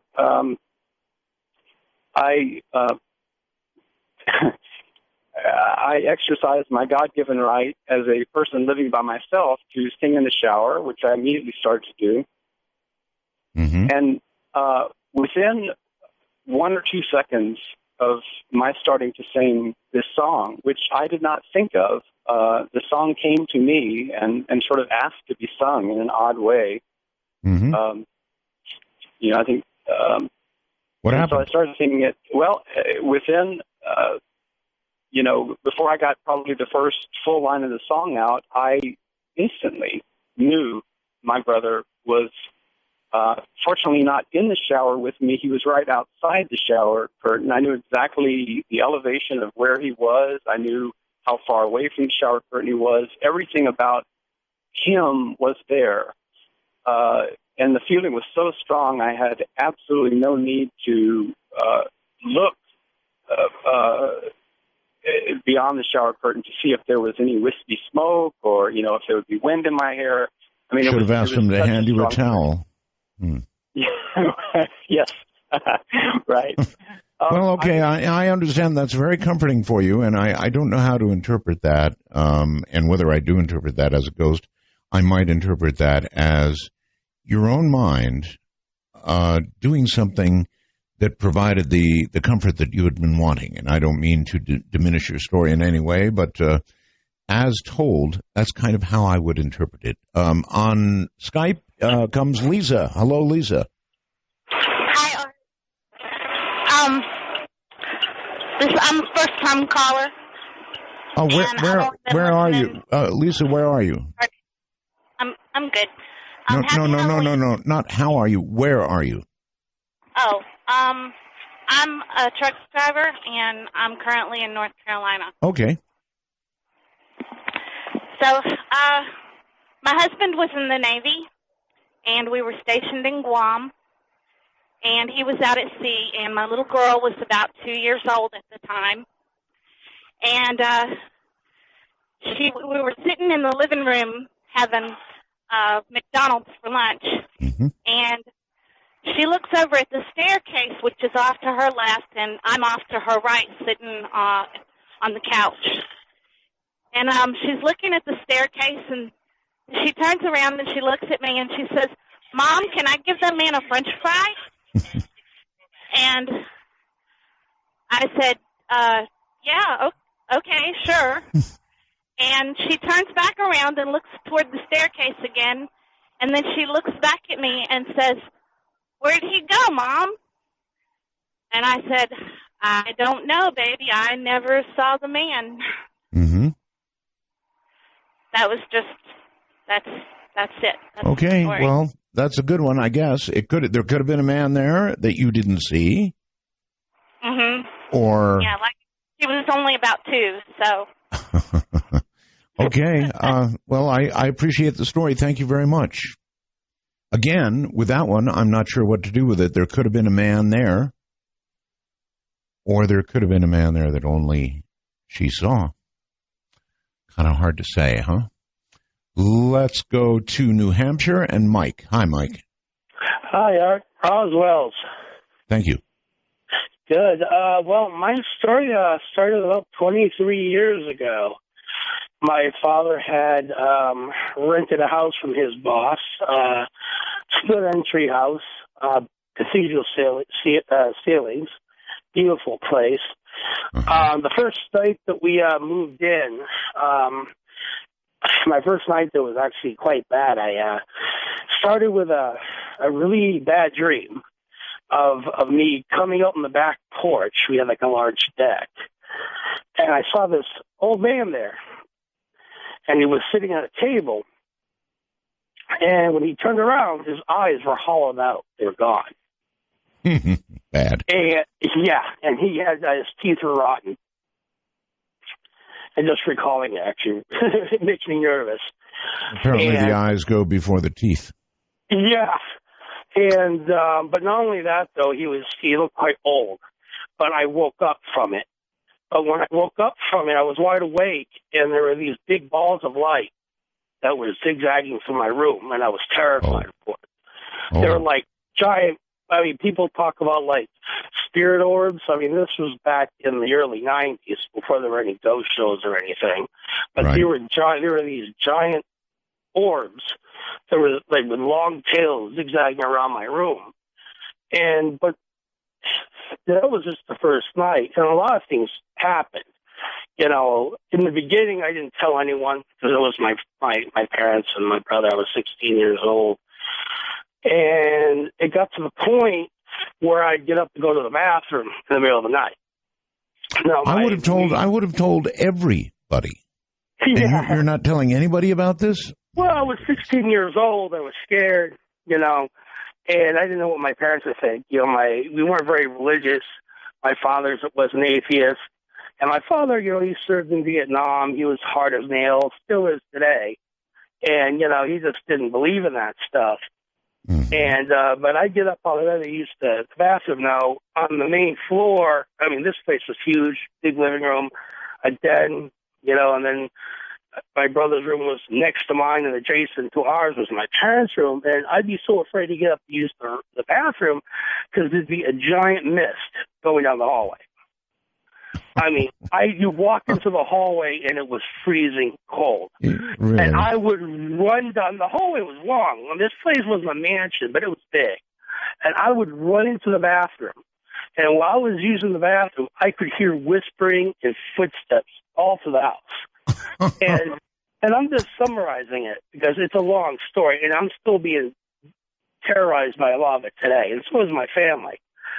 But,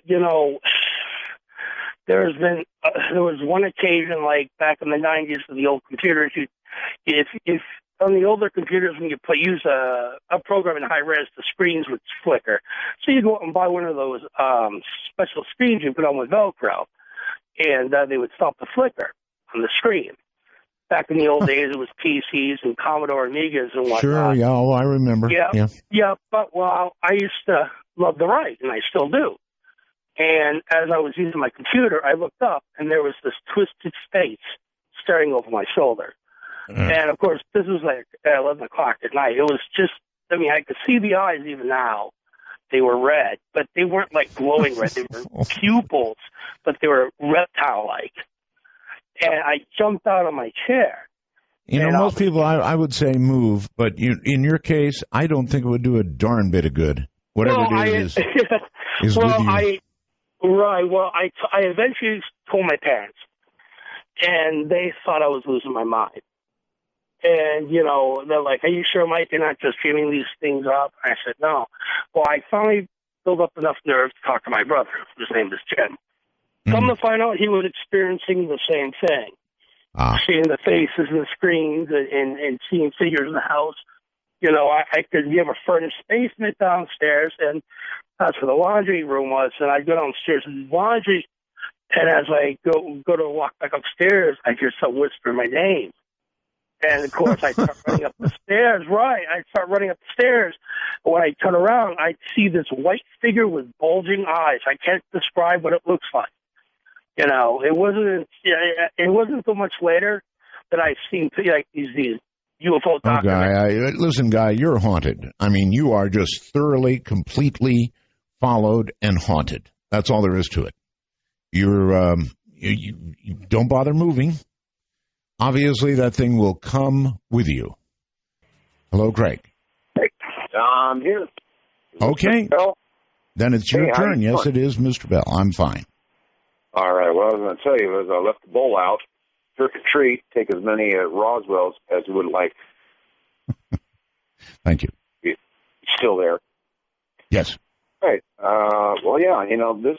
This story thread is a little bit difficult to just get down in one sentence. It's got to be a few things that kind of equates around some of the history of the property that I was on. And this goes back to an area called Clarksburg, not in Pennsylvania or anywhere back east. It's actually in California. It's about 14 miles from the Capitol steps. Okay. UC Davis in the 1980s, 1890s, I should say. A little uptight here about that. But formed this conglomeration about reclamation of properties that were taken over by the floodplains of the Delta. So they came in and they went with this whole invention about pumping out the water and storing out the lands. Well, these were sacred lands to the Indians of that place.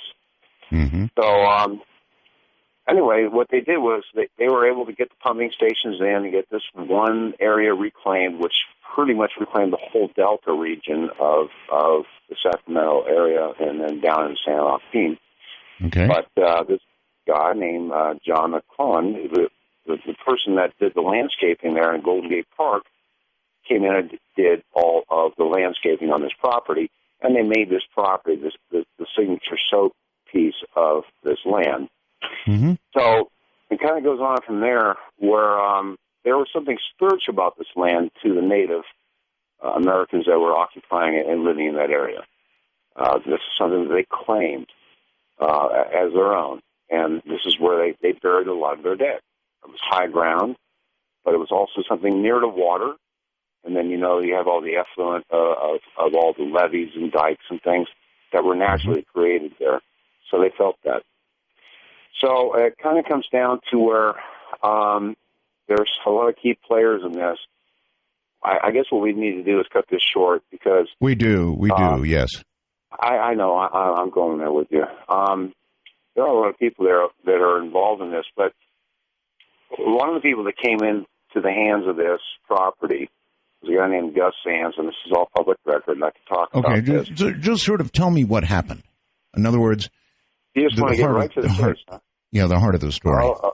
Okay. Well, anyway, there was a lot of figurative things that happened in this event. Yes. And what we were doing is we were trying to bring this property back up to market, and we were working on it. And so, and as we were working with it, we had a lot of characters involved in it, which are all the threads, and maybe someday I'll write a book. Who knows? But not for tonight's listeners, okay? Okay. So what we were doing is, in the summers in Sacramento, they get very hot sometimes.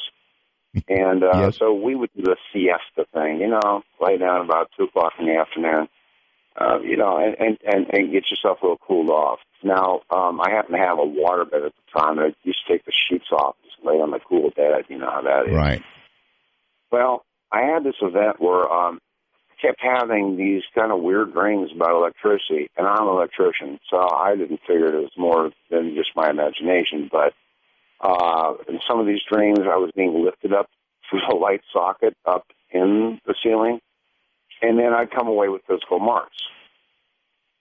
Physical marks. That can happen in dreams, yeah. Well, no, I exhibited them to people that saw them and thought maybe I was just scratching my leg. No, they were handprints where I could not put them on my ankle. Mm-hmm. So, I mean, those were weird enough things, but and there was a lot of other things that tailed into this. But I guess the most amazing thing about this whole story was that I met this gal, and she was very spiritual. As a matter of fact, she was kind of a handler for this for Okay, we're going to actually have to get to the heart of the story, the end of the story, I guess. All right, we're going to go right to it then, I guess, if you want. Mm-hmm. Right to the meat. So it happened that I was with this one particular gal, and she was a runway model and was a handler for salad agency, and she was very spiritual, and she did a lot of healing things, and we had all that energy going. There was a lot of energy connected to this property to begin with, and which I didn't get a chance to tell you about all that. But as it turns out, like I said, I had these recurring dreams. The one night, we were resting, and then I fell asleep, and then in my dream, I was going in and out of from the bedroom to the kitchen, and the kitchen was a brightly lit, really beautifully, kind of like green, and then a checkerboard foundation on the bottom, and the lights were dimming up and down, and the gal was following behind me in my dream, but it was all well lit. It was all just like you would see it in your waking state. Okay, so, and then I kind of looked behind me. I told her, I says, "Wake me up, the spooks are here," because I used to refer to these guys as spooks. They used to haunt the property. So somehow I was like back in bed, and she was holding me down on the bed because she said I kept coming off the bed, levitating. And levitating. Those were her words, levitating. Okay. Like I said, going towards the fixture in the ceiling above my bed. Well, you apparently liked electricity. I guess I was an electrician. I guess I would. Okay. Well, thank you, Craig, but we just sort of didn't get there. The levitating part was definitely interesting, but boy, that was a long trip. Let's go to Texas and Bill. Hello, Bill. All right, what a pleasure. First off, I got to tell you, Megan Roswell's, and it is so good to hear your voice. I've loved you for years, and you're so much better than anybody out. anybody else out there. Okay, I'm a doctor. I am 67 years old, and back when I was in medical school, I was an exchange student, and I went to the University of London, Middlesex Hospital. And their hospitals and their doctors and their nurses were really great, but they were a lot less, they used a lot less technology than we did. The nurses were called sisters. Mm-hmm. And in working with the patients, I had a patient ask me about a very kind, nice lady that offered her tea, and who was that person? Well, I didn't know who that was, and I asked around in the hospital, and this is something that all the hospital staff knew, but none of the patients knew, and they didn't want anybody to talk about it at all. And the story of a ghost named the Gray Lady. Mm-hmm. It turns out that patients that ended up dying right before they would die would see this apparition that they thought was a nurse, but she was dressed. She was dressed as the old nurses back then did, before the current ones. And I'm talking about the 70s, so even before that. And she would offer them tea, and they would be dead within 24 hours. Wow. And they told the story. Yes. There was a story kind of like this that was actually in the mainstream press not long ago about a cat that would go and curl up next to somebody. I think it was in a nursing home. And every time this cat went to somebody, they would, within, as you point out, 24 hours or so, die. Right. Well, I didn't read about that, but that's the kind of thing that was going on there. But they had their own theory about it. And then one time they told the story, the staff there, about an apparently well patient that said, who was that really nice lady that wanted an offer, I wanted tea? And this was a lady that was doing well and oh, no. Yes. I see it coming. I hear it coming. Right, and she was dead within 24 hours of a pulmonary embolus, a blood clot to her lungs. And nobody thought she was going to die. So it wasn't like somebody was just going to the people that we expected to die. I hear you. And the theory they had about it was that this was a nurse who was taking care of people in the old days in that hospital, Middlesex Hospital. Mm-hmm. And a patient had asked her for some tea, and she forgot about it. She forgot to bring it, and the patient died. And so their theory was after she died, this was their way of making amends to try to comfort the patients that were about to die. And they believed it totally. They were totally convinced of it, and they wouldn't let anybody tell it to anybody outside the circle of people that worked there. Because as a doctor, how did you feel about this? You know, I have seen so many things that you wouldn't think was possible. People live that you wouldn't think should have lived. Mm-hmm. I'm on board with it.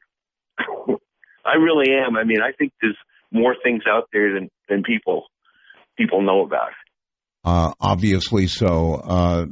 Thank you very much. That's very interesting from a doctor. It would be interesting, wouldn't it, to hear from other physicians that I know have heard many and have seen many, many things that should not be possible and yet are.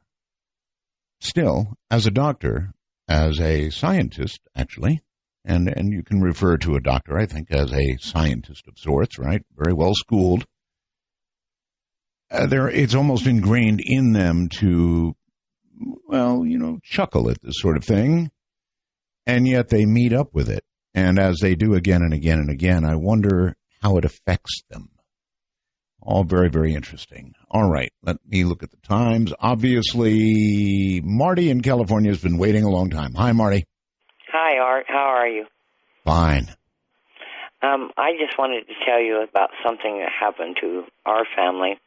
I adopted my 3 little grandchildren, and the 10-year-old granddaughter of mine, she went over to a friend's house to spend the night, and she'd been over there a couple of times before, and it had taken her a while to go back, and I just thought maybe it was just her and the little girl maybe, had gotten into words or something, kids do that.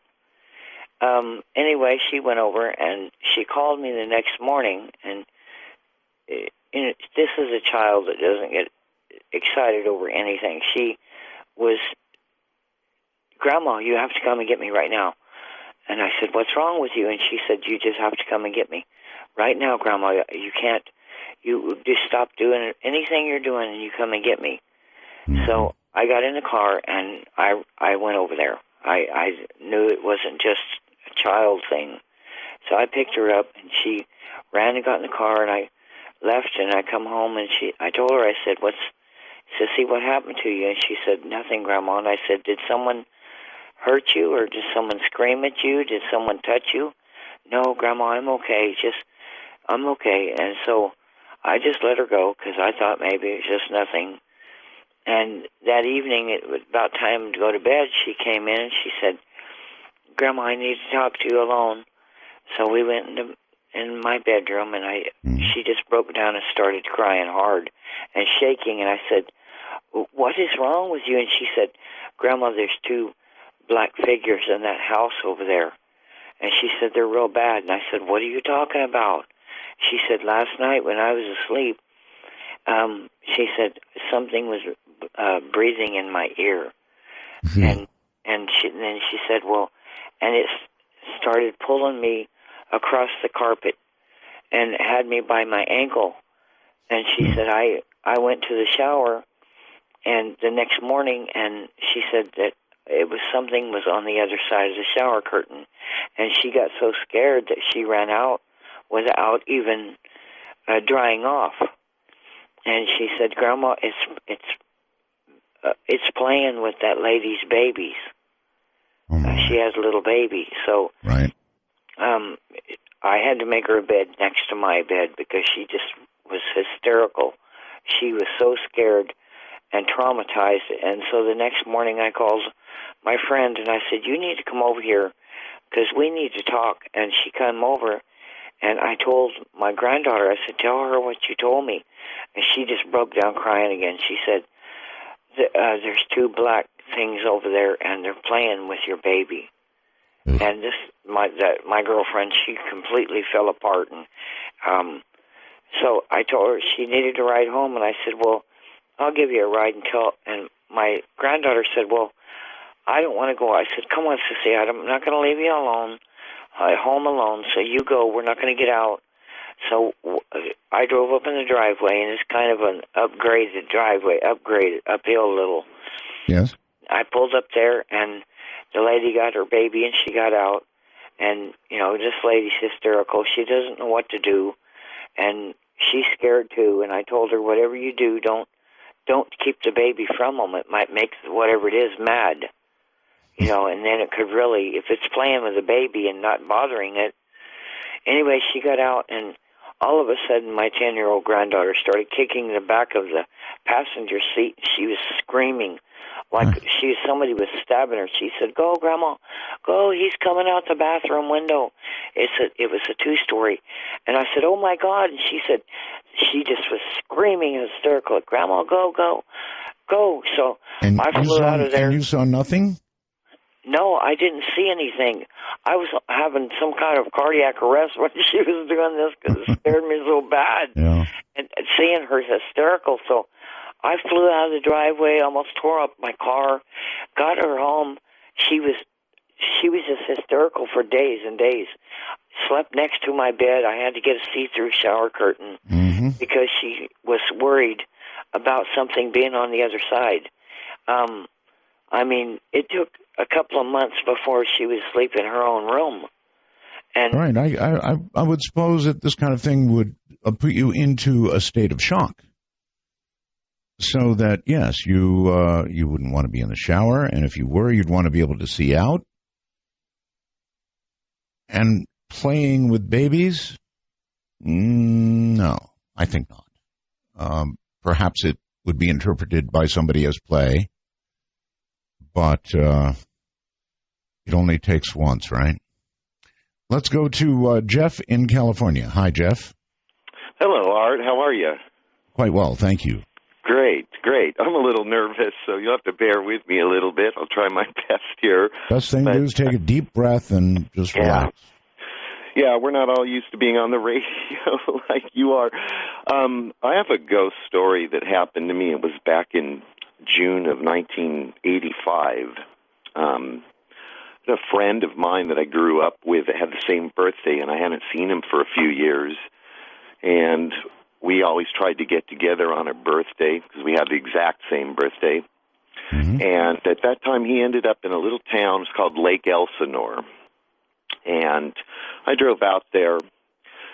We got together, and we went to, I asked him, if there were any old abandoned houses or anything like that to visit, because that's what we did a lot of when we were growing up. And he told me there was this great one nearby, and we went by it. It was this gigantic structure, and it was left over from like the 1920s. All kids love abandoned houses. I spent some time in a few. Oh, yeah, it was always fun to explore when we were kids, So it was just kind of doing a little catching up and all of that. But when I saw this place, I was just extremely intimidated. It was just massive, And he's like, we're going to go in there tonight after dinner. And I'm like, you got to be kidding me, It's just huge. So we went and ate, and driving towards the place, we ran into a friend of his, walking down the street, told him about it, went to his place, got a crappy... I guess we just lost that. This place. Oh, you are there. Yeah, I'm sorry. Did we cut off, or...? Yeah, for a second. Oh, I'm sorry. I don't know what that was. Anyway, go ahead. So we went through this place, and it was extremely huge. It just took hours and hours to go through every bit of this place, room after room, on and on and on. Went through there, went out the back, and trying to explain this, because we went up an outside staircase, and we're sitting next to a room up there, just at the top of the stairs, and suddenly I heard footsteps down below.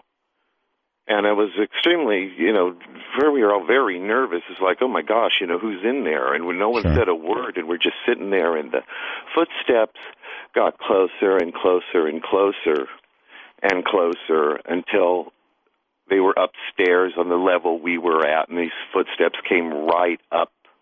I had my back to a door that was just pitch black in this room. And, I mean, whatever it was walking just right up within arm's length of me. And it was just, had no idea who was there, and we just jumped up and we bolted out of this place as fast as we possibly could, and I was just really, I was just really shook up about that, like, who the heck was that? Well, I went back the next day, drove out there. Now, why would you go back after that? Well, because I just went out to visit. It was broad daylight. Mm-hmm. All right, so you went back. Yeah, and the thing that just, really got me was that seeing in the daylight, these footsteps that I heard, and they were as plain as can be, they were in a room below us, and they came upstairs. And it's just, to make it quick, whatever was making those footsteps, and they were as clear as my voice is, this person, or whatever it was, went through the ceiling and went through walls, came, it was just, there was no way to go from the lower level where the footsteps started, except to come outside into this back courtyard and come up the flight of stairs at the top of which we were sitting at. Well, ghosts can do that. I mean, they can go through no kidding. I mean, but I just couldn't figure that out. Well, I stayed there the whole day. I mean, we were hanging out, and we went back to that night. I had brought a really big flashlight with me. We went through the whole place again. Nothing happened. We went out the back again, and we went out into the courtyard. We went up the same flight of stairs, back to the very same room. Went inside. It's like peering through there. There's a little bathroom. It's all broken up. I mean, this place is abandoned. It's been that way for quite some time. And then as we were peering into this bathroom with a flashlight, all of a sudden there's this loud boom noise, But it was so strange because it was like just a second before that noise, we both just sort of simultaneously jumped back a step together. Mm-hmm. And then this noise, and then these bats come flying out of this bathroom, and like they're all, brushing through the hair and across the face and everything. But I heard these two very distinct grunting noises, very low, guttural grunt. And it was like, bats don't make that kind of noise. And in my head, now I'm not telling you so I heard a voice say, get out. I did not. But in my head, those words translated to that, if that makes sense. Yeah, well, it makes sense, and you should have gotten immediately out. That's certainly what I would have done. California, and David. Art, how are you? Well, very well, thank you. Fantastic. It's a pleasure to talk to you, especially on Halloween. Yes, sir. My ghost story goes back to 1988. I had just graduated high school and was working at this garden center in Pasadena, California. And it was a great place. It was, a lot of the structures on the property were back from the early 1900s. And one day I'm in one of the buildings, and about a 15 by 15 room, and I'm against one of the sides of the building, cutting up some paper, and I end up backing up into a ghost. And how does one know you've backed up into a ghost? Well, I felt the person behind me when I stepped back. My foot ended up on their foot, so my heel didn't touch the ground, and I felt like I pushed a body back, and I turned around. I thought it was my boss having snuck up behind me, and I turned around, and, this is a big room, and there was nothing there. And by the time I stopped running... I don't know. Yeah, that's right. Thank you. You ran. That's what I would have done, too. When you're bumping into a body, you can feel it. It's very solid. So, yeah. Absolutely. Run. I mean, I literally turned around and said, I'm sorry, and I don't think I got the word sorry out. I ended up coming back into the store. I literally ran probably a couple hundred feet out into the street, and came back and talked to a couple of the employees there, and they had told me that up to 3 people had killed themselves on that site, and that just freaked me out. But, I would say you definitely had an encounter with, I'm not going to say disembodied spirit, because it sounds like that spirit had a body. Let's go to Arizona and Barbara. Hello, Barbara. Hi, Art. Hi. I'm just very thankful for your call. Very, very lucky for me to talk to you. Anyway, this happened several years ago. I was in my house here in Phoenix, Arizona, and my husband and I were, it was close to Halloween, and we were watching TV, and it was actually close to midnight. I think it might have been October 5th or something, but I'm not sure. But we were watching a show called Most Haunted. It was an English show with a girl named Yvette, and they were supposedly doing a live show in London, ghost hunting. And they were having like a seance. They were supposed to be getting in touch with Jack the Ripper at one point, and then they were doing a Ouija board. And we had all the lights in the house out. We thought it was kind of amusing, and we were kind of enjoying it. So while we were watching the show, I had to go to the bathroom. So my husband was in bed, which is actually an important point. I got up, and I went down the hall, which is like you go a short hall, and then you make a right. So I was like 2 halls away. And I shut the door, and I heard from the back of the hall that I was next to, in the back of that hall is a guest bedroom. I heard footsteps coming down the hall from that room. And they were very slow, heavy, plodding steps. And the whole house was dark. I didn't bother to turn on any lights. And I thought, why is Robert getting up? And I thought, what is he going to go feed the cat? Or because it was going towards the kitchen. But in my heart, I knew that was not my husband. I just was aware that subconsciously that those were not his walking. Right. The steps got closer to me. They were very slow. They sounded just like Frankenstein. Seriously. And then they went into the kitchen and stopped. And I thought, if I open this door and it's all black out there, like I'm just going to die. I opened up the door, it was all black out there. Oh, boy.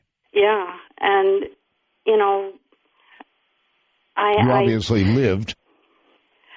I don't know what that was. I went back down the hall. My husband's lying in bed staring at me. And I looked at him and I said, I thought I heard you walk down the hall. And he looked at me and he goes, I thought I heard you walk down the hall. But you were supposed to be in the restroom. And then I saw the light come on when you opened the door again.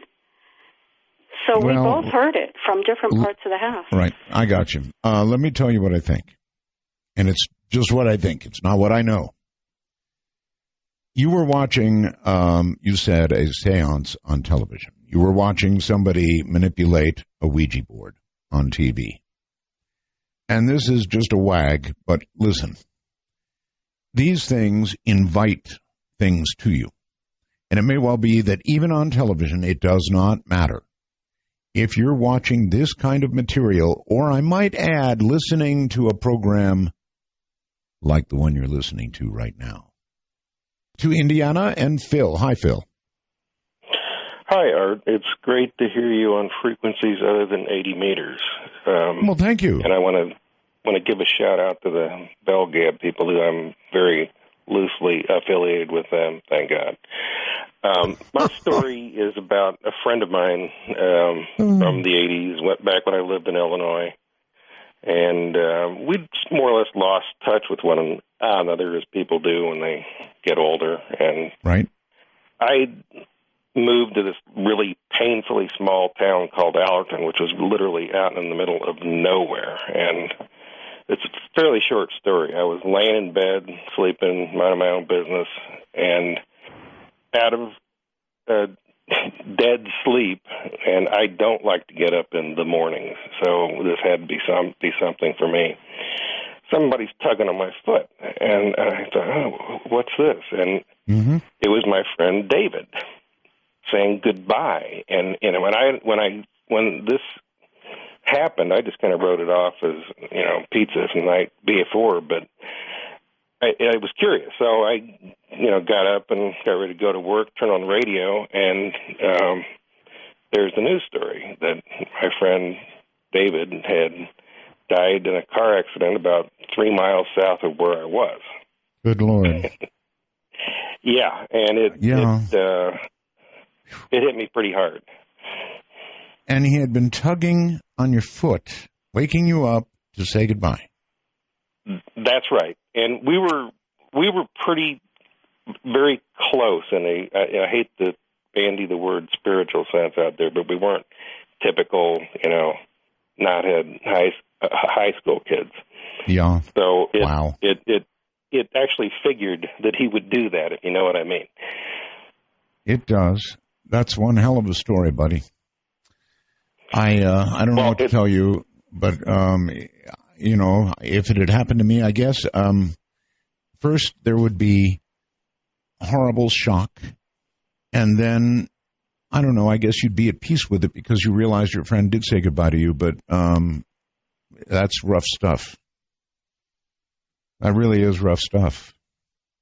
I wonder how many get the opportunity, to say goodbye to anybody. Fascinating. Absolutely fascinating. To North Carolina and Ron. Hi, Ron. Hello, Art. Roswell to you. And I wanted to just give you a brief start on what happened to me. I have best friend, and we've known each other for 30 years, and we fish a lot, and it's night fishing. And, of course, as both we were school teachers, so that meant not much day fishing, so we do a lot of night fishing, especially in the summertime. And that's how I got started listening to you each night. And I probably had the first CC Radio Plus, and I also have the Versacorder and all of this because I would have to get up early in the morning to go teach school, and so I would have your program to record every night. I see. Well, and so Wallace, who is my best friend, and I would go out fishing night on the weekends, and we were having to go through at that time, I think WBT in Charlotte was one of your stations. Right. Back then, and we would just get out there, and of course we would hear most of it. The boat would turn some way, and then a way that we would lose a little bit of the signal, and so it was just because it was coming in. Charlotte was coming in on Skip, and you know how Skip goes in and out. I do. Comes and goes. Sure you do. I'm a KA4 FUG for 25 years, so we know about Skip. Well, so we were fishing, and it was late at night, and I was listening to you, and he was listening to you as we fished, and you had just gotten through the section where you would give the world news and talk, maybe the first 15 minutes on the world news, and right, yes. And I didn't know what your next topic was going to be because we'd catch a fish and that would go over top of your topic and then so on. So we moved up this lake, and we moved up to a point where there was a creek running in, and it was running into the main body of water, and we were almost to the headwaters of the lake.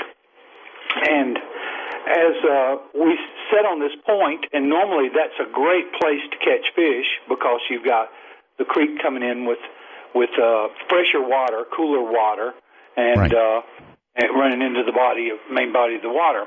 Well, I was just looking around and listening to you and looking around and fishing, and looked up toward the headwaters, and I saw this what I would describe as a night light, a street light, and it was sort of pinkish, and I thought, well, who would be? This lake is so remote, Art, that there are no houses on the lake.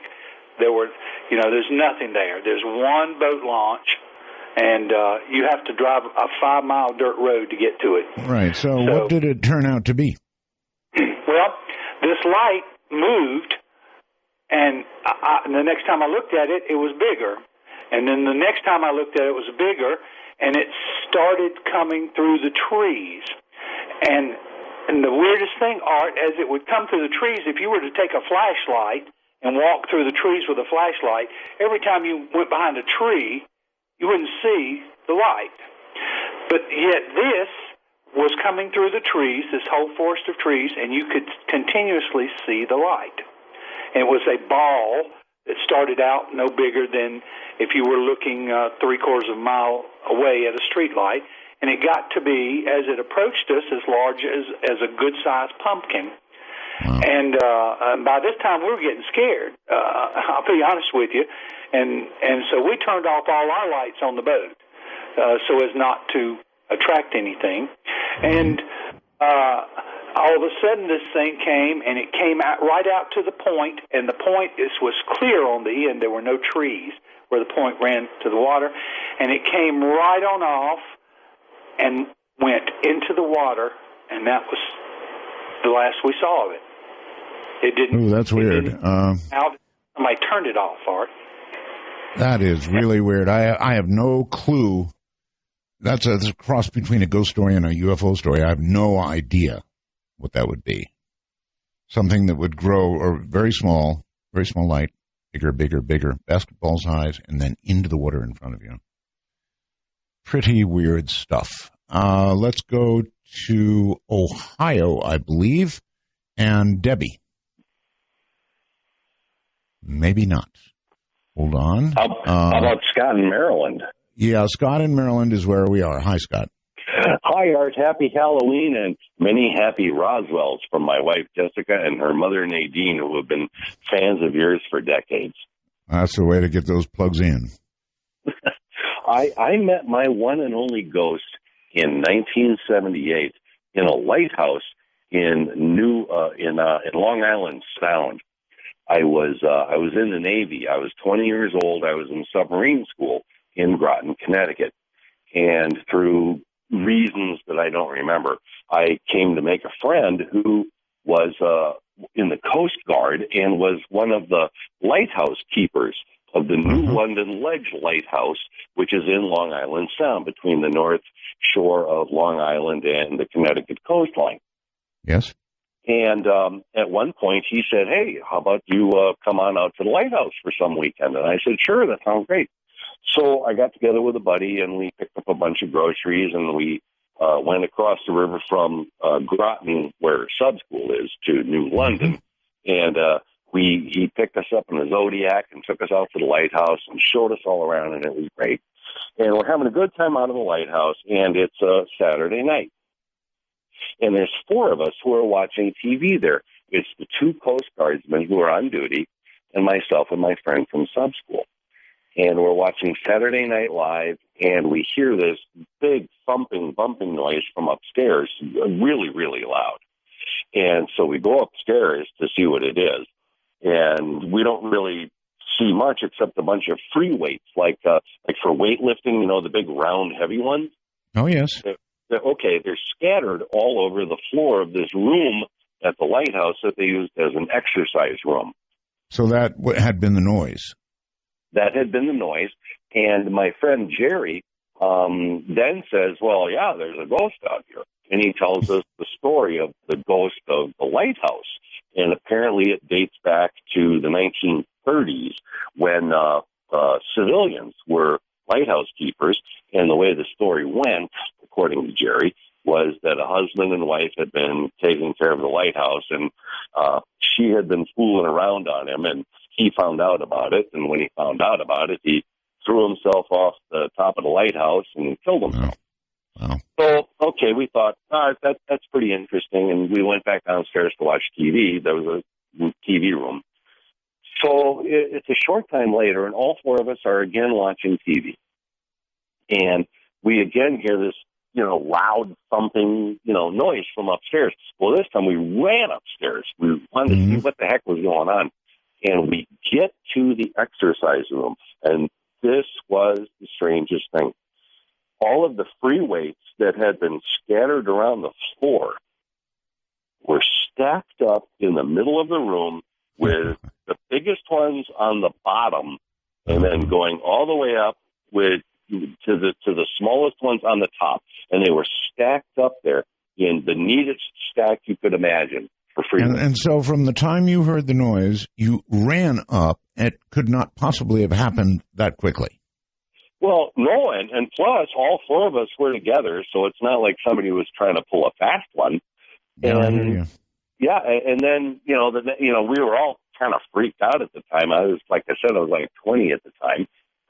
And then the next day, my friend Jerry took us down to the basement of the lighthouse, and he dragged out all these old logs, all the log books from the lighthouse, from when the Coast Guard kept it and from when civilians kept it. And if you go through page after page, and over the years, there were many, many entries of people writing down entries where ghostly things had happened. And some of them were just like standard ghostly stuff, like, doors slamming and creaking noises and stuff. But the really cool ones were like entire floors would be painted, or brass would be polished, or stuff like that. And it was almost like this guy, this dead lighthouse keeper who threw himself off the top of the lighthouse, was haunting it and was trying to keep the place up to, keep up his old duties. So that sounds like it. That's exactly right. And that is what occurred. And obviously it was haunted. There are haunted places, right? And isn't it interesting that he had books, logs of prior hauntings? That would be eerie, wouldn't it? Really eerie to sit down after that had happened to you and begin reading of the years of hauntings. Wild stuff. All right, Kansas Springs Joe. Hi. Hold on. Hello? Going once. Can you hear me? I hear you. Hi. Hi. Hi there. Hi there. Wow, I went a little while. It's pretty cool to hear from you, Art Bell. Oh, it's cool to hear from you, sir. Do you have a story? Oh, I have a pretty good story. It's two stories in one, I would say. Basically, back in 2001, my father passed away. He was a big fan of yours, actually. I'm sorry. He's on two levels for you, and since he was a fan, for me. Yes. We trust me, you're probably gaining fans at this point. He passed away. I was probably 19 years old at the time. It was in March. I come home from 2 years of playing college football, and at Christmas break, semester change, I switched colleges and came out to a local college. Anyways, I came home and he passed away in March when and then a couple months later, I failed out of school. I mean, it wasn't good for me or my mom, but my older brother was I guess you'd call him an overachiever. He was a high school valedictorian, perfect SAT, 1600. Yeah, I had a sister like that. Yeah. Anyway, your story? Well, the story is that 10 years later, almost 10 years later, after the death of my father, I come home and I'm married. I have a 1-year-old kid, and then 2 years after that, I get a divorce. Don't want to get sorry into for that, all that, sir, but your story. Of course. What happens is I'm sitting there one night with my mother, and she's telling me this story. She says, I'm sitting in my house. Basically what happened was a man from down the street said that he had seen my father walk into his house. And then he came down to tell my mom that she needs to look into his shirt pocket for a note. She looks into his shirt pocket for a note. She finds the note. My brother goes to college based on the note. It takes more than... Yep, he's gone. Well, there is a lesson in it for you. You have to get to the point, to your story, before the phones give out. Adam in Canada, you're on the air. Hello. Hi, Art. How's it going? Fine. So my story involves a friend of mine. Yes. He's got a cabin a few streets down from my place in Western Washington. And we've got my friend's little brother. He's never slept in the room in the cabin. And he's always complained that it was haunted. And nobody believed him because he was the class clown and, always joking around, messing around with the family. So nobody took any notice of him. And are you talking right into the phone? Because it's kind of hard to understand what you're saying. Sorry, I don't have speakerphone. So the family lives in Hawaii, and they have their place in the summer. Yes. In Western Washington. And they decided to move here full time. Decided to sell this little cabin, buy a bigger place, and they decided to sell it back to the family they bought it from. Yes. And when they offered it back to the original family, the father said, "I'm too old to look after it. I'll offer it to my kid." So he called up his son, And his son was like, no, I don't want the cabin. It's haunted. And the father's like, what do you mean? And he goes, oh, there used to be an old man in coveralls pointing at the light switch. So the old man was like, okay, don't worry, I won't tell it to you. I'll tell him no thanks. So he calls back to my friend's dad and he goes, sorry, we don't want it. And long story short, my son says the place is haunted. My friend's dad goes, oh, that's funny. My son says the place is haunted too. And he goes, what's wrong? He goes, well, he says that there's an old man pointing at a light switch. He goes, oh, okay, well, I'll ask my son what he says. Sure enough, my friend's little brother says he sees the exact same thing. This is 10 years apart that they're seeing the same ghost. Well, there's, I guess, pretty good basis for that sort of thing. It is said that ghosts do things repetitively, sometimes again and again and again. Maybe that's some sort of karma that comes upon them, but they're always doing the same thing. Some kind of cycle, some kind of repetitive cycle. Hello there in Canada.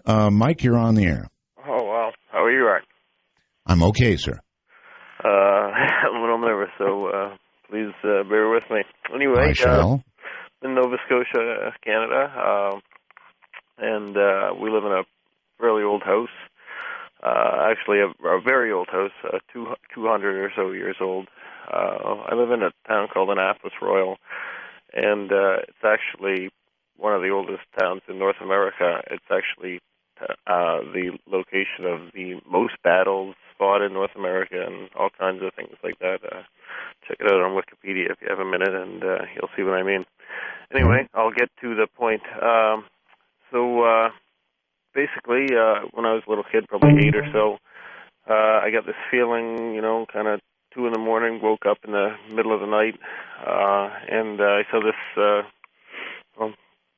I guess to say it politically correctly, an African-American gentleman standing over my bed. I live, like I said, the house is a very old house. We're the last house on a very old dirt road community of probably 50 people. Mm-hmm. Anyway, like I said, I saw this apparition, ran into my parents' room. They kind of just dismissed it as, a bad dream, and I went to send me back to bed. And anyway, years later, I had kind of, asked around about it, of course, told this story, over the years, and knew some older people in the community. And anyway, I got to talking to them, and they told me a story about how the people who built my house were actually African American, and they moved here to Canada after the expulsion of the Acadians, if you know your history.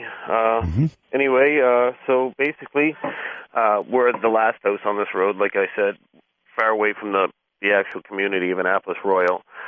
So they gave all the black settlers the furthest land from town, of course, because they were black, basically, it was different time. Yeah, exactly. So basically how the story went that I heard was that just because of the fact that they were black and, they were doing all right for themselves, some of the white settlers came and hung them, basically, and the house was abandoned for years and people fixed it up over time. And my parents are actually expats. They came up here in the late 70s and, rebuilt this house and, it's a work in progress kind of thing, but hobby farm kind of idea. Anyway, like I said, we've gotten more verification over the years. We got some information from the deed office that verified their name. Names were actually Ike. Okay, well, I don't need the name, but all right. As many of you may know, because you've been helping us with it, SiriusXM, which is really a great satellite company, mainly delivering, of course, to vehicles, cars and trucks and so forth, has been having quite a bit of trouble with their streaming partners. In fact, to the degree that it makes listening difficult. Many thousands of my listeners came on board when we began, but they have fallen off because of that reason, a very difficult reason, the 1001 error and many others. It's kind of a systemic problem. We do have a monstrous vehicle audience, of course. However, for a caller-driven show like this one, speaking only to people on cell phones in moving vehicles is, somewhat difficult. The show also is being pirated. Oh, you have no idea. We are all over the net right now. From YouTube, you'll see my show the next day, to a server in England, for example, that's streaming the show live. All of this going on, all this pirating. And because of all this, I have asked SiriusXM to alter their normal method of doing business and allow free streaming for everybody. Can I say that again? Free streaming for everybody from artbell.com. The live show only, of course. All value-added stuff, like on-demand, old shows and so forth, would remain with SiriusXM.